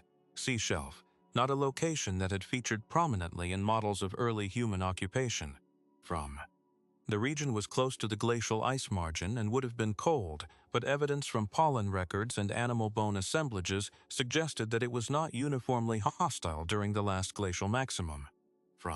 Pockets of relative productivity existed along the ice-free coastlines and in sheltered lowland areas where cold-adapted megafauna supported hunting populations. If a population had occupied those coastal zones during the glacial maximum, they would have been living on land that is now under approximately 100 meters of the Barents and Norwegian seas. When the Harvard team's modeling results were circulated as a preprint in early 2023, the response from population geneticists was one of genuine scientific surprise. The existence of a deeply diverged northern Eurasian ancestry component had been suspected, but its geographic localization to what was now largely submarine territory had not been anticipated. The implications moved in two directions simultaneously. The first direction was methodological. If a significant source population of late Pleistocene Eurasian ancestry had lived primarily on what is now submerged Arctic shelf, then the physical remains, the archaeological sites, the material culture that would allow researchers to characterize that population in concrete terms rather than genomic abstractions, were on the seafloor. Not in the relatively shallow and accessible waters of the North Sea or the Mediterranean, but under the deep, cold, ice-affected waters of the Barents and Norwegian seas, where underwater archaeology of any kind was logistically and financially at a level of difficulty far beyond anything the field had attempted in sites of comparable potential significance. The second direction was conceptual, and it struck at the heart of the conventional model in a way that the previous lines of evidence had approached but not fully reached. The conventional model of human prehistory organizes populations primarily around the major migration events documented by genetics and archaeology: the out-of-Africa dispersal, the peopling of Eurasia, the colonization of the Americas. Each migration event is associated with a time, a route, and an archaeological signature of the toolkit and lifeways the migrating population carried. The discovery of additional ancestry components from source populations not yet located in the physical record did not invalidate those documented migrations. But it forced a recognition that the existing framework was describing a subset of the actual human population history of Eurasia during the Pleistocene, and that the missing subset was missing specifically because its physical remains lay in places the field had not yet been able to examine. The size of the missing subset was the part that nobody had calculated until Reich's team ran the numbers. Their modeling suggested that the unlocated northern Eurasian source population had contributed measurably to the ancestry of populations spread across an enormous geographic range, from Scandinavia through the Caucasus into South Asia. To have that kind of ancestry distribution in historical populations requires a source group that was itself large enough and connected enough to the broader Eurasian population network that its genetic contributions survived dispersal and admixture over thousands of years. A small isolated group leaves a local genetic signal that fades quickly in subsequent admixture events. A large, well-connected population leaves a signal that propagates widely and persists. The distribution of this component was wide and persistent. The source had been substantial. The word substantial in the context of a human population living in what is now the Barents Sea region during the last glacial maximum, carried enormous implications. From a substantial organized human presence on the high-latitude Eurasian shelf during the height of the last ice age would have been living in conditions of extreme cold, managing resources across large territories, and maintaining the population density and social connectivity necessary to produce a genomic signal that, from propagated across half of Eurasia over the following millennia. That requires technology, organization, and accumulated adaptive knowledge far beyond what the conventional model had placed in that geographic region during that period. It required, in a word, sophistication. From not the pyramid-building, astronomical alignment kind that drives popular imagination, but the deep, practical, survival-critical kind, the mastery of cold-weather hunting, navigation across featureless terrain, clothing manufacture, shelter construction, and the social structures that allow large groups to, from coordinate across the geographic distances necessary for the genetic connectivity the data implied. That kind of sophistication in a population living on land now under the sea would leave almost nothing in the accessible archaeological record. The organic materials would be gone. From the structures would be dismantled by ice or buried under marine sediment. Only the genomes of their distant descendants, recovered from excavations in medieval Russian cities, would whisper that they had been there at all. From this is where the accumulation of evidence through parts of this story arrived at its most uncomfortable convergence. From the engineering anomalies at Giza, the geological weathering of the Sphinx, the astronomical encoding of pre-dynastic star positions, the deliberate construction at Göbekli Tepe by pre-agricultural people, the scale of submerged, prehistoric settlement implied by shelf geography, the Younger Dryas climatic catastrophe. From the genetic evidence of displaced coastal populations seeding the known ancient civilizations, and now a substantial organized population on what is now the Barents Sea floor, all of it pointed toward the same underlying reality. From the human past in the period before 12,000 years ago was not the sparse, simple, organizationally primitive world the conventional model described. It was denser, more complex, more connected, and more technically capable than the accessible archaeological record had allowed researchers to demonstrate. From the conventional model had not been wrong about what it could see. It had been systematically blind to what lay beneath the water, and the water had risen too high, too long ago, for the blindness to have been corrected by ordinary archaeological practice. From the question of whether that more complex pre-Holocene world constituted a civilization in the full sense, cities, writing, monumental architecture, division of labor at scale, remained genuinely open. The evidence for organized complexity was strong. From the evidence for the specific forms of complexity we associate with the word civilization was still largely inferential. The gap between those two positions is real and must be honestly preserved. But the gap had narrowed dramatically over the preceding 2 decades, and it was narrowing still. From and then, in the summer of 2024, a joint British-Egyptian research team conducting a deep ground-penetrating radar survey beneath the Giza Plateau produced images that stopped the project's lead geophysicist mid-sentence during the data review session. From the radar returns from a section of the survey grid, at a depth of approximately 20 meters below the current desert surface, showed a pattern of reflections unlike anything produced by natural geological layering. The pattern was geometric, it was regular. And it was large, extending across an area the preliminary processing suggested was several hundred meters in its longest dimension. The team's internal communications, later described by one of its members in a published interview, reflected the specific kind of controlled alarm that experienced scientists feel when data suggests something that overturns everything they expected to find. Nobody said lost civilization. Nobody said ancient machine. What the geophysicist said, according to the account, was simply that the returns looked architectural, and that they would need to run every possible alternative geological explanation before they could say anything further to anyone. They ran those explanations. They took time. They brought in independent reviewers with no prior connection to the project.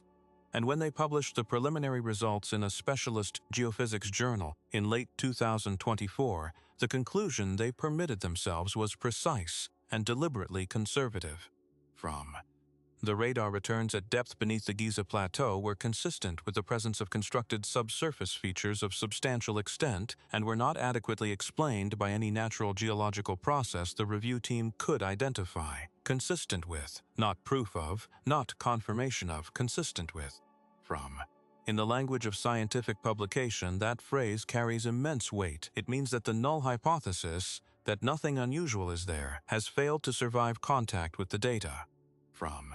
It means the next step is no longer whether to look but how to look, and at what cost, and with whose permission, and under whose institutional authority, and with what implications for the story that has defined our understanding of human origins for over a century.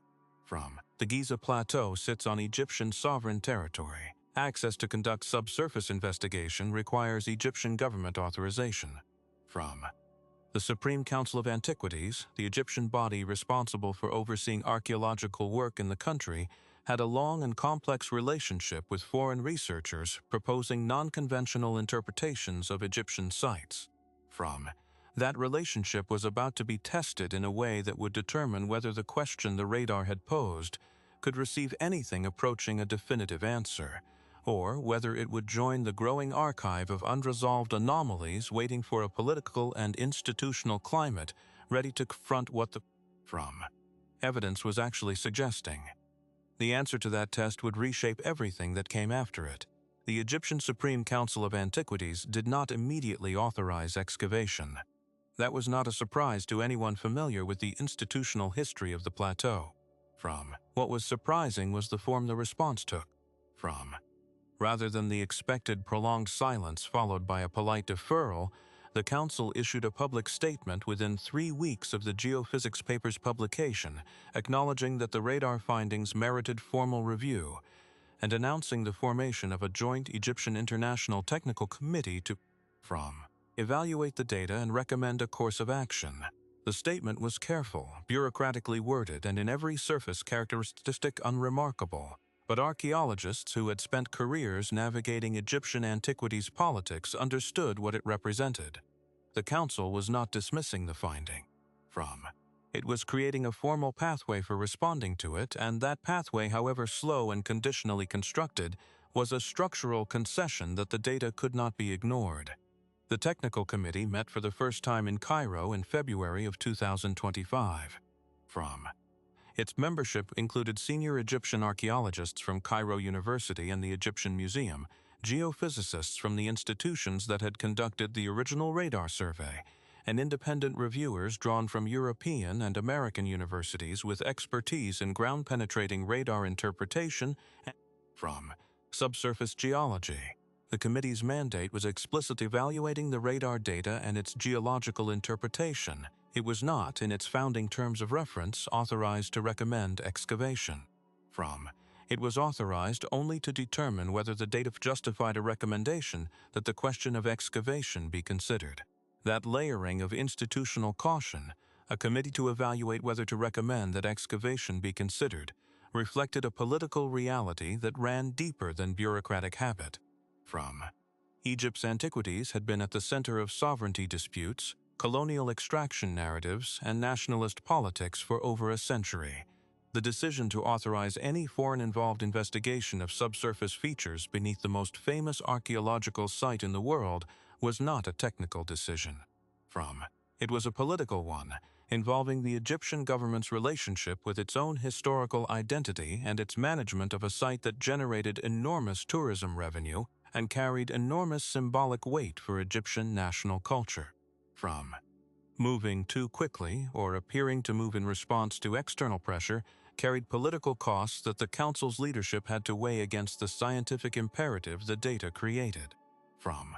The committee spent 4 months reviewing the original radar data, commissioning additional processing by 2 independent geophysical laboratories, and consulting with geological specialists about the range of natural subsurface formations that could produce comparable radar signatures in the limestone and sand. From. Geology of the Giza Plateau. The independent processing confirmed the original team's results. The geometric character of the reflections was preserved in every analysis. From.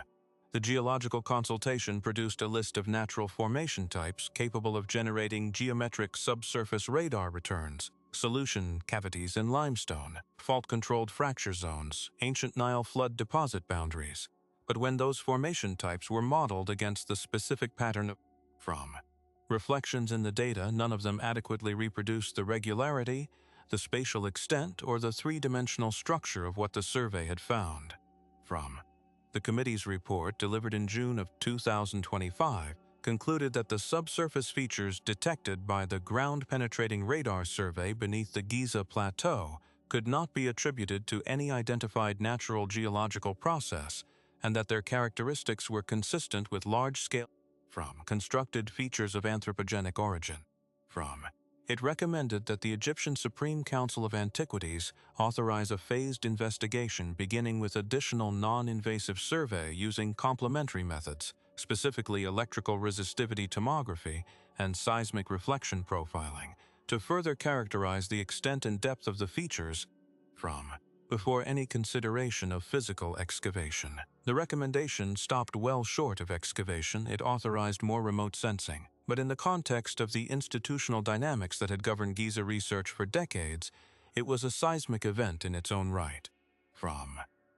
The Supreme Council accepted the recommendation and authorized the additional survey within 30 days. Funding was committed from the Egyptian government's archaeological research budget with supplemental support from the European Research Council. The survey team was assembled. Equipment was shipped. The work began in September of 2025. The results of the electrical resistivity tomography deepened the picture in ways that the radar data had not been able to resolve.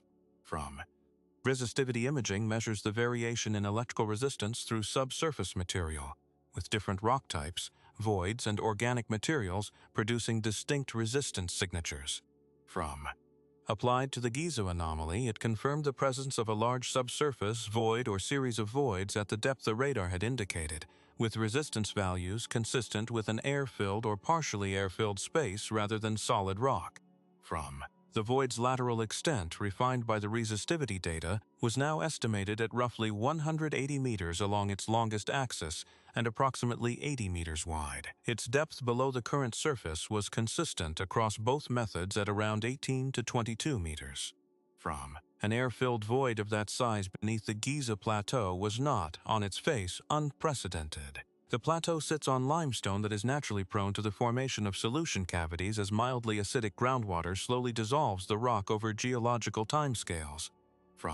Some of those natural voids are known to exist in the area, but the resistivity imaging added a detail that the radar data had only hinted at.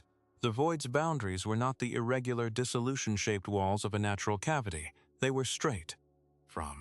The profiles that the resistivity returns described along the void's edges were consistent with engineered surfaces, flat walls meeting at right angles. Natural solution caves in limestone do not have flat walls and right-angle corners. The corners were the piece of evidence that moved the interpretation from geological anomaly to something that required a different category of explanation. The seismic reflection data, processed through the autumn of 2025, added a third dimension.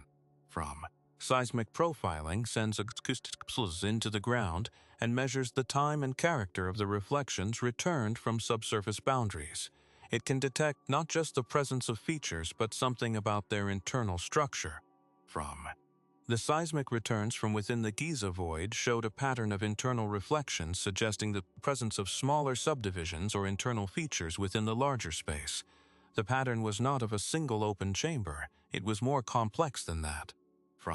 Whether the internal reflections represented walls, columns, fill material, or something else entirely could not be determined from the seismic data alone. By early 2026, the Joint Technical Committee had reconvened to evaluate the combined dataset and formulate a new recommendation. The additional survey methods had not resolved the question of what the subsurface feature was. They had substantially deepened the certainty that it was artificial and substantially increased the estimated significance of what lay below the sand. The committee's second report, delivered in March of 2026, went further than its first. It recommended authorization of a targeted physical investigation, specifically the drilling of a small number of boreholes at locations selected to sample the boundaries and interior of the detected void, with cameras and sampling tools deployed through the boreholes to characterize the feature without full from. The borehole approach was not excavation, it was minimally invasive. It would produce physical samples and visual documentation without removing significant material or disturbing the broader context. It was the most conservative form of direct physical investigation available, and its recommendation by the committee represented the furthest the institutional process had been willing to move in the direction of actually confronting the question that data had posed. The Egyptian Supreme Council's deliberation over the borehole authorization took 6 weeks and involved review by the Ministry of Tourism and Antiquities at the ministerial level, consultation with Egypt's National Research Center, and a session of the Egyptian Parliament's Culture Committee at which the report was formally presented. The parliamentary session was unusual. The Giza investigation had by this point attracted international media coverage substantial enough that it had become a matter of Egyptian public interest rather than purely a specialist archaeological question. Members of Parliament asked questions about sovereignty, about the implications of potential discoveries for Egypt's historical narrative, about the involvement of foreign institutions, and about what would happen if what the survey suggested turned out to be real. Those were not obstructionist questions. They were the legitimate political questions that any responsible government needed to address before authorizing the investigation of a potential major discovery beneath its most important national monument. The answers that the ministry's representatives gave were measured and technically accurate. No conclusions had been reached. The physical investigation was designed to gather information, not to confirm any predetermined interpretation. Egypt's sovereignty over any discovery, its management, its narrative, and its public presentation was absolute and non-negotiable. The borehole investigation would be conducted under Egyptian archaeological supervision with full Egyptian institutional control of all data and samples. Authorization was granted in April of 2026. The borehole drilling began in May. 4 boreholes were planned at locations selected from the combined radar and resistivity map to sample the feature's exterior wall, its interior at 2 points, and what the seismic data suggested might be the location of a significant internal division. The first borehole, placed to sample the exterior wall, reached the target depth and encountered what the drill logs described as a transition from natural limestone to a material of different density and composition at the depth consistent with the mapped feature boundary. The drill core extracted from that transition zone was sent immediately for laboratory analysis. The second borehole, positioned to enter the interior void from above, broke through into open space at a depth of 21 meters. A camera was lowered. What the camera saw has not been publicly described in full detail. The Egyptian Supreme Council, citing the need for thorough scientific documentation before any public characterization, stated that the borehole camera investigation had confirmed the presence of a large subsurface chamber of significant archaeological interest, and that a full assessment of its contents and construction would require a properly resourced excavation program whose design and authorization were under active development. That statement was released on the 14th of June, 2026. It was the most consequential sentence in the history of Egyptian archaeology, since Howard Carter described what he saw through a hole in the wall of a sealed tomb in the Valley of the Kings in 1922. The careful, institutional language of the Council's statement did not satisfy the scientific community or the public, and it was not designed to. It was designed to preserve Egypt's control of the narrative while the full scientific process was organized, and to prevent the kind of speculative chaos that a more detailed preliminary description would inevitably have generated. It succeeded in the first objective and failed comprehensively in the second. What leaked into the scientific community through the informal channels that connect any small group of researchers who share access to privileged information was fragmentary, inconsistent, and in some cases almost certainly exaggerated in the retelling. What the fragments agreed on was this: the chamber was large, the camera's illumination had not been sufficient to see its full extent, There were visible surface features on the walls and floor that were not consistent with natural geological formation, and there was material present in the chamber that appeared, in from the limited resolution available from the borehole camera, to be organized in a non-random way. Nothing in that description constitutes proof of anything specific. The chamber could be a natural cavity that was subsequently modified and used by an ancient Egyptian population within the historical record. It could date to the pre-dynastic period, extending what is known of early Egyptian activity at Giza backward by centuries without requiring any revision to the fundamental timeline. It could be something far older.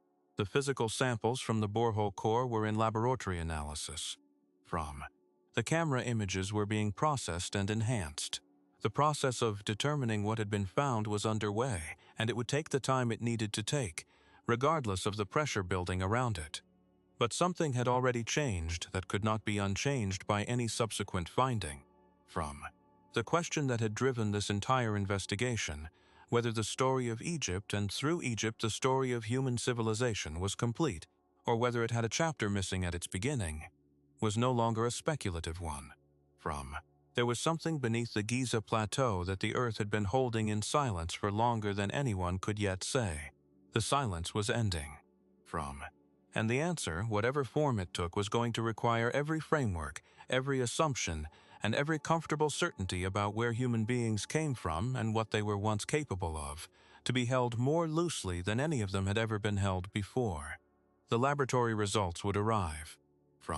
The excavation plan would be formalized, the story would continue, but the orientation of everything that followed had already been altered by a camera descending through a hole in the sand and finding 21 meters down a darkness that answered back.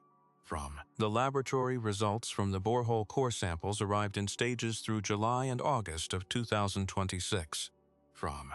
The geochemical analysis of the material extracted from the transition zone at the feature boundary, the point where the drill had moved from natural limestone into something else, produced the first concrete physical data about what lay below the plateau. The material was limestone. That was not surprising. The Giza Plateau is built on limestone, and any construction beneath it would logically use the same locally available material. What the analysis specified was the character of that limestone. Natural limestone in the Giza Formation has a specific texture and porosity determined by the biological and sedimentary processes that produced it over millions of years. The limestone in the borehole core from the feature boundary had a different character. Its texture was consistent with limestone that had been worked, cut, shaped, and positioned rather than simply lying in its original depositional position. The grain structure at the cut surfaces showed the orientation patterns that occur when stone is mechanically separated from a parent block. The surfaces themselves were not the irregular faces produced by natural fracture. They were flat in the way that only intentional surfacing produces.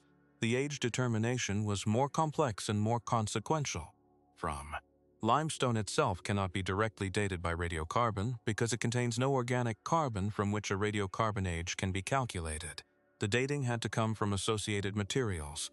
The borehole had passed through several centimeters of fine sediment that had accumulated on top of the feature's upper surface before reaching the worked stone.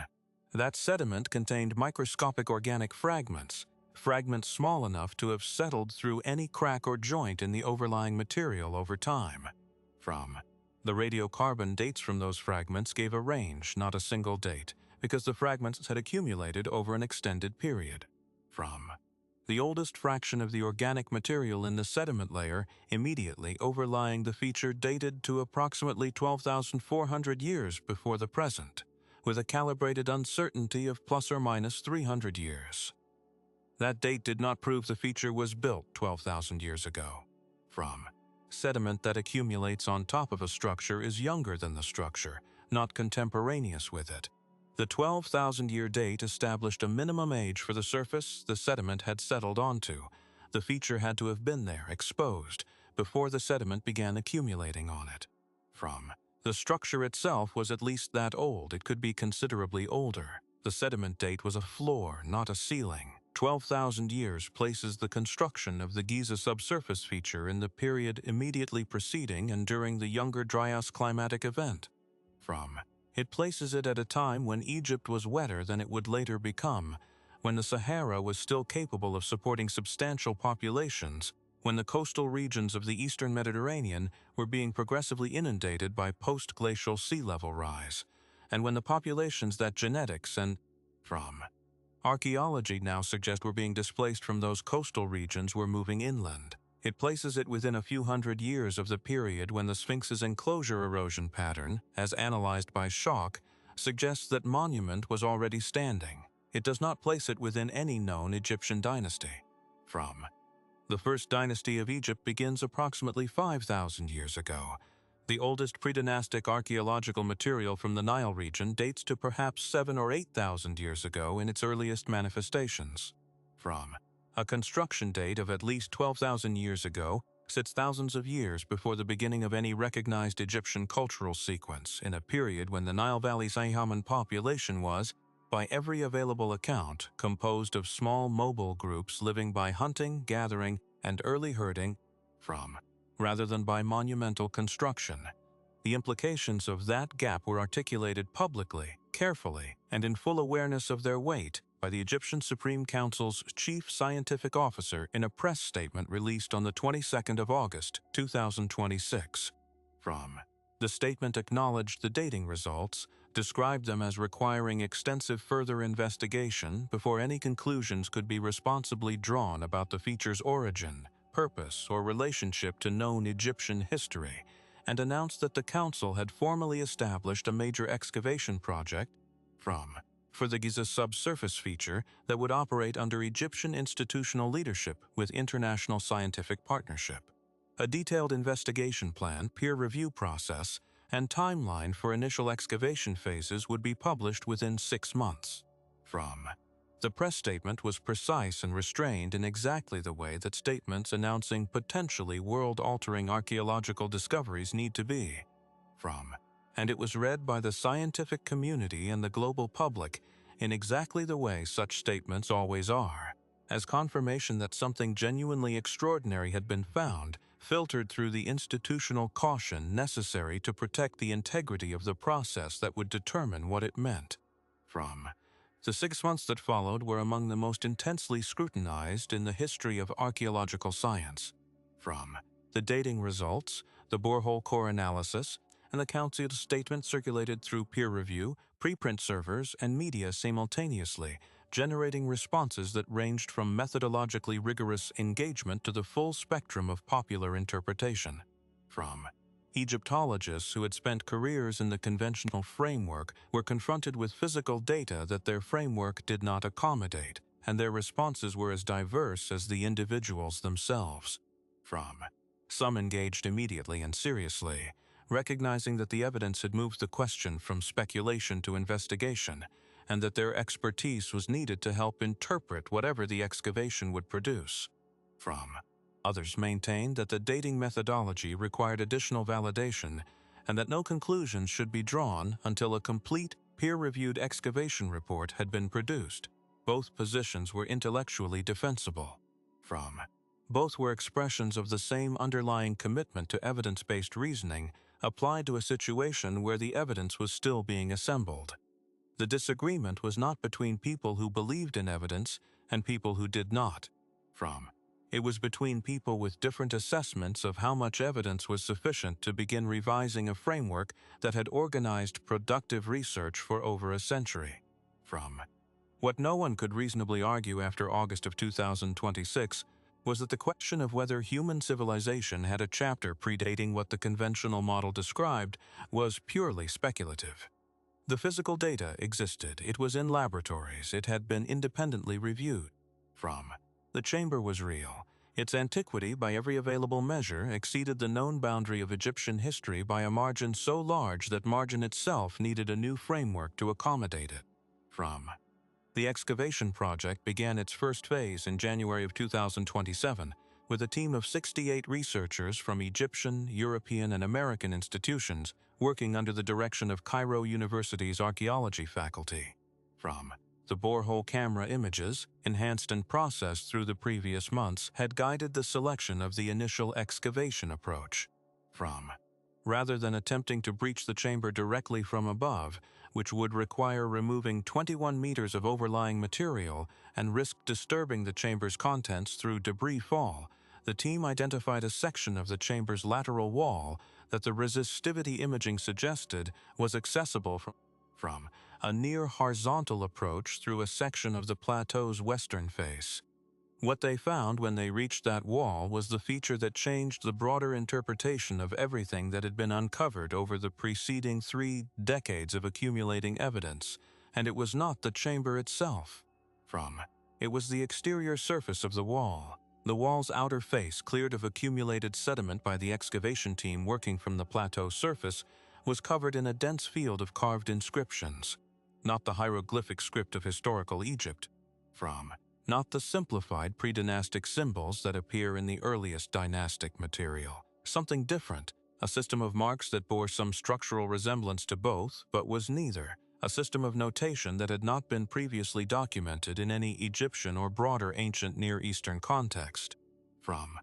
The marks were organized in horizontal registers. They were consistent in size and spacing within each register.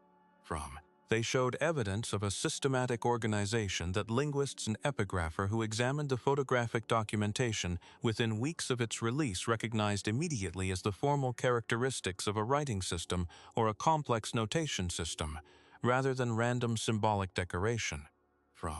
The discovery of an unknown script on the exterior of a structure beneath the Giza Plateau, dated to at least 12,000 years ago, is the kind of finding that restructures not one question but all of the questions simultaneously.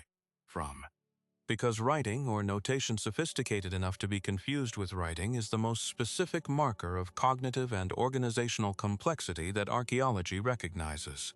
Monumental construction can be achieved by organized groups without what we would recognize as a writing system. Astronomical alignment can be achieved by careful long-term observation by communities whose knowledge is transmitted orally. But a system of marks organized into consistent registers with internal structural regularity is the signature of a mind that has abstracted information into a symbolic form designed to communicate across time and context. It is the signature of a civilization in the fullest sense of the word. The decipherment of the Giza script has not been completed. That process is ongoing, involving comparative analysis with known ancient writing systems, computational analysis of mark frequency and positional distribution, and the careful work of specialists in ancient Near Eastern epigraphy, Mesoamerican writing systems, and the undeciphered scripts of other ancient cultures, including the Indus Valley script and the Cretan Linear A. What the frequency analysis has already established is that the system contains a vocabulary of discrete symbols in a range consistent with a phonetic or logographic writing system rather than a purely pictographic one. Purely pictographic systems use symbols that directly represent objects or actions and tend to have as many symbols as they have things to represent, producing large and relatively unconstrained inventories. Phonetic and logographic systems constrain their symbol inventories because they represent sound units or meaning units that combine to produce words, generating a smaller set of symbols that appear in many different combinations. The Giza script symbol inventory falls within the range associated with constrained phonetic or logographic systems. That single structural fact that the script appears to encode language rather than merely depict objects is the piece of the Giza finding that carries the widest implications for the broader question this documentary has been pursuing. Because if a population existing at least 12,000 years ago in the Nile region possessed a writing system, then the chain of transmission that the genetics, the flood myths, the engineering anomalies, and the astronomical alignments of the known ancient civilizations collectively implied was not just transmission of technical skill and cosmological knowledge. It was transmission of literate culture. The known ancient civilizations, Egypt, Sumer, the Indus Valley, may not have invented writing. They may have reinvented it or recovered fragments of a tradition of notation that was already ancient when the Younger Dryas ended and the survivors of its disruption began building the world's first recorded civilizations. The surviving script at Giza is extensive enough for analysis but not yet complete enough for confident translation.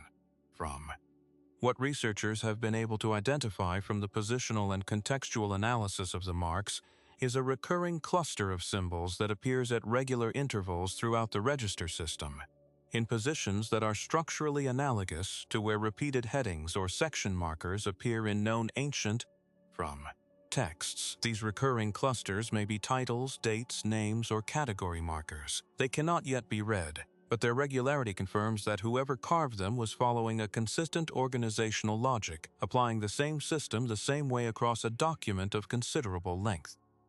The exterior wall inscription at Giza covers an area of approximately 400 square meters of visible carved surface. If the chamber extends to its estimated dimensions and additional walls carry comparable inscription density, the total inscribed surface within the feature could be among the largest bodies of ancient text ever discovered. It could dwarf the Dead Sea Scrolls, the Sumerian clay tablet archives, and most of the papyrus collections of the ancient Mediterranean world. Its decipherment, if achieved, would not simply add a chapter to the history of writing. It would rewrite the first chapter in its entirety. And here is the detail that arrived last, after the script analysis had been underway for several months, and that changed the frame around every previous finding in a way that even the most open-minded researchers had not anticipated. The computational analysis of symbol frequency in the Giza script, run against comparative databases of known ancient writing systems, produced an unexpected match. Not a full correspondence with any single known system, but a significant partial overlap in symbol morphology with a subset of the signs in the Indus. Valley script, the undeciphered writing system of the Bronze Age civilization of the Indian subcontinent that flourished between roughly 5,000 and 3,500 years ago. The overlap was not complete. It was not even close to complete. But in a dataset of complex symbols drawn from two systems separated by thousands of kilometers and thousands of years, a statistically significant morphological overlap in a specific subset of signs is not something that can be attributed to coincidence. The Indus Valley script has never been deciphered. Its connection to any other known writing system has never been established despite decades of effort by linguists working with every available analytical tool. The discovery of a partial morphological correspondence between its signs and those of a script found 12,000 years earlier in Egypt does not decipher either system. But it suggests something about the relationship between them that, if confirmed through the expanded analysis now underway, would establish a direct evidentiary link between the writing tradition of the Giza feature and the writing tradition of the Indus Valley civilization. Two civilizations separated by everything. That historical archaeology has assumed about their independent origins, yet connected through a partial graphic inheritance from a common ancestor that neither civilization recorded in its own surviving texts. That common ancestor, if the morphological link holds through rigorous analysis, would have been exactly what the genetics, the climatology, the flood myths, and the engineering anomalies had been independently pointing toward. A population existing before the post-glacial disruption, literate, organized, technically sophisticated, living on coastlines that no longer exist, leaving its fingerprints not in any single dramatic ruin but in the distributed echoes of its knowledge, encoded in the proportions of monuments built by its survivors. Descendants preserved in the grammar of stories told across 10,000 years of telling, and inscribed in the most literal possible sense, on the walls of a chamber 21 meters below the most famous plateau in the world. The excavation continues. The decipherment continues. The sediment core analysis from the chamber floor is underway, and its results will narrow the range of the feature's construction date towards something more specific than the current minimum. Each phase of the work answers questions that were not answerable before the investigation began, and each answer opens the aperture onto a new set of questions that the previous state of knowledge had not been able to formulate. That is what evidence does when it is finally allowed to speak. It does not deliver a single clean answer to a single clean question. It delivers a revision of the question, of the framework, of the entire space of what can be asked. The history of human civilization was always going to be more complex than the history of human writing allowed us to see. The question was only ever whether we would develop the tools, the methods, the institutional courage, and the intellectual humility to look where the evidence was actually pointing, even when it pointed somewhere the existing model could not accommodate. From the darkness at the bottom of a borehole in the Giza sand answered back, what it said is still being translated. From but the act of answering, the sheer physical fact of the chamber existing, the script existing, the dates existing, the match to the Indus signs existing, that act has already done something that cannot be undone. From it has moved the question of a civilization before civilization from the space of speculation into the space of investigation, where it belongs, where the evidence has always been trying to direct it, and where it will remain until the answer is complete. The deeper question that the chamber raises is not historical. From it is personal. From if a civilization sophisticated enough to develop writing, to engineer large subsurface structures with flat walls and right-angle corners, to encode astronomical data in its monuments, and to leave a genetic signal traceable across Eurasia for 12,000 years. If that civilization existed and was lost, then from the loss was not the end of its story. We are its continuation. The impulse that built the chamber is the same impulse that found it. The curiosity that inscribed those walls in an unknown script is the same curiosity that is now trying to read them. From the desire to leave something that lasts to speak across the silence between one age and the next is not a human quality that began at some particular moment in time. It is older than any date we have yet recovered. From and somewhere in what the chamber's walls eventually say, we may find that the people who built it knew this too. That they were not trying to be remembered, they were trying to be found. And after 12,000 years of silence, in the only way that has ever worked across time, they were. From there is a particular kind of silence that follows a discovery like the one beneath the Giza plateau. Not the silence of an unanswered question, but the silence that comes after an answer arrives that is larger than the question that was asked. From the investigation set out to determine whether anomalous features detected by radar were real. They were real. It set out to determine their age. Their age exceeded every boundary the conventional timeline had drawn. It set out to find out what was on the walls. The walls carried a script.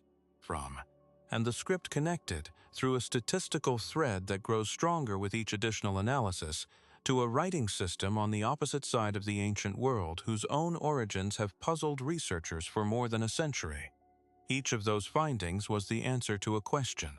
From but together they constitute a new question, and it is larger than any of them individually. The question is no longer whether there was something before the civilizations we have always called the first. There was. From the question is now what that something was, how far it extended, how long it lasted, and what it understood about the world that we are only now recovering the tools to perceive. That question will take generations to answer. The Giza excavation is in its first phase. The script decipherment is in its early stages. From the submerged shelf surveys of the North Sea, the Persian Gulf, the Arabian Sea, and the Indian and Pacific coastlines are underfunded relative to their potential, and operating against a clock set by offshore development and climate-driven seafloor change. From the ancient DNA databases that have rewritten migration history 4 times in the past decade will be rewritten again as recovery techniques improve and older samples become analyzable. The story is not finished. It has barely entered the chapter where the real answers begin to form. From what is finished is the period in which the question could be dismissed. That period ended when a camera descended 21 meters through Giza sand and found a chamber whose existence the conventional model had not predicted and whose script the conventional model cannot yet read. From it ended when the radiocarbon dates came back from the sediment overlying the feature's upper surface and placed it in a time before any known Egyptian cultural sequence. From it ended when the frequency analysis of the script's symbols returned a structural match to the Indus Valley system and opened a line of inquiry that connects 2 of the ancient world's greatest unsolved puzzles through a common ancestor neither of them had been known to share. From the consequences of that ending extend in 2 directions. Backward through history, they require a revision of the story we tell about where complex human civilization originated and how far back its roots actually extend. From forward into the present, they require a reconsideration of how we conduct the investigation of the human past. which methods we prioritize, which landscapes we survey, which funding we commit, and which institutional assumptions we hold loosely enough to revise when the evidence demands it. Both revisions are difficult. The backward revision is emotionally and intellectually demanding because it asks us to hold our own origins more humbly, to recognize that the story we have been telling ourselves about the arc of human progress, from stone tools to cities to satellites in a clean, ascending line, is a story about the most recent episode of a much longer and more complex drama, one whose earlier episodes were erased not by failure but by the planet's indifferent rhythms of ice and water and time. The forward revision is institutionally and financially demanding because it asks universities, governments, and funding bodies to redirect resources toward investigations whose outcomes cannot be predicted and whose results may challenge frameworks that entire careers and disciplines have been built upon. Neither revision is optional if the standard of honest inquiry is to be maintained. And that standard is the only one that matters, because the alternative, maintaining a framework that the evidence has outgrown because revision is uncomfortable, is precisely the failure mode that has kept the question of pre-Holocene civilization locked in the space between specialist debate and popular speculation for decades. The evidence was always trying to say something. The institutions that should have listened were too often looking in the other direction. There is something worth sitting with in the image of that chamber beneath the plateau, not in a mystical sense, but in a straightforwardly human one. Someone built it. Someone carved its walls with a systematic notation that has survived 12,000 years of geological change and 21 meters of accumulated desert. Someone spent the time, organized the labor, committed the resources, and possessed barbarical intelligence to create a body of inscribed text whose existence we are only now beginning to acknowledge. That person, or the society that person belonged to, did not know we would find it. They could not have known. 12,000 years is an interval so large that it exceeds the entire recorded history of civilization several times over. Whatever they intended the chamber for, archive, sanctuary, monument, record, they could not have built it with the expectation that it would be read by people living in a world as alien to theirs as ours would be to them, and yet they built it to last. The flat walls and right angle corners were not accidental.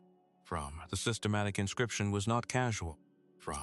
These were decisions made by minds that understood the relationship between permanence and meaning, that knew the only way to speak across an interval of time too large to imagine was to speak in stone, in form, in the geometric language that does not require translation to communicate its intent. That decision, to build not for the present but for whatever came after, is the most recognizable thing about whoever they were.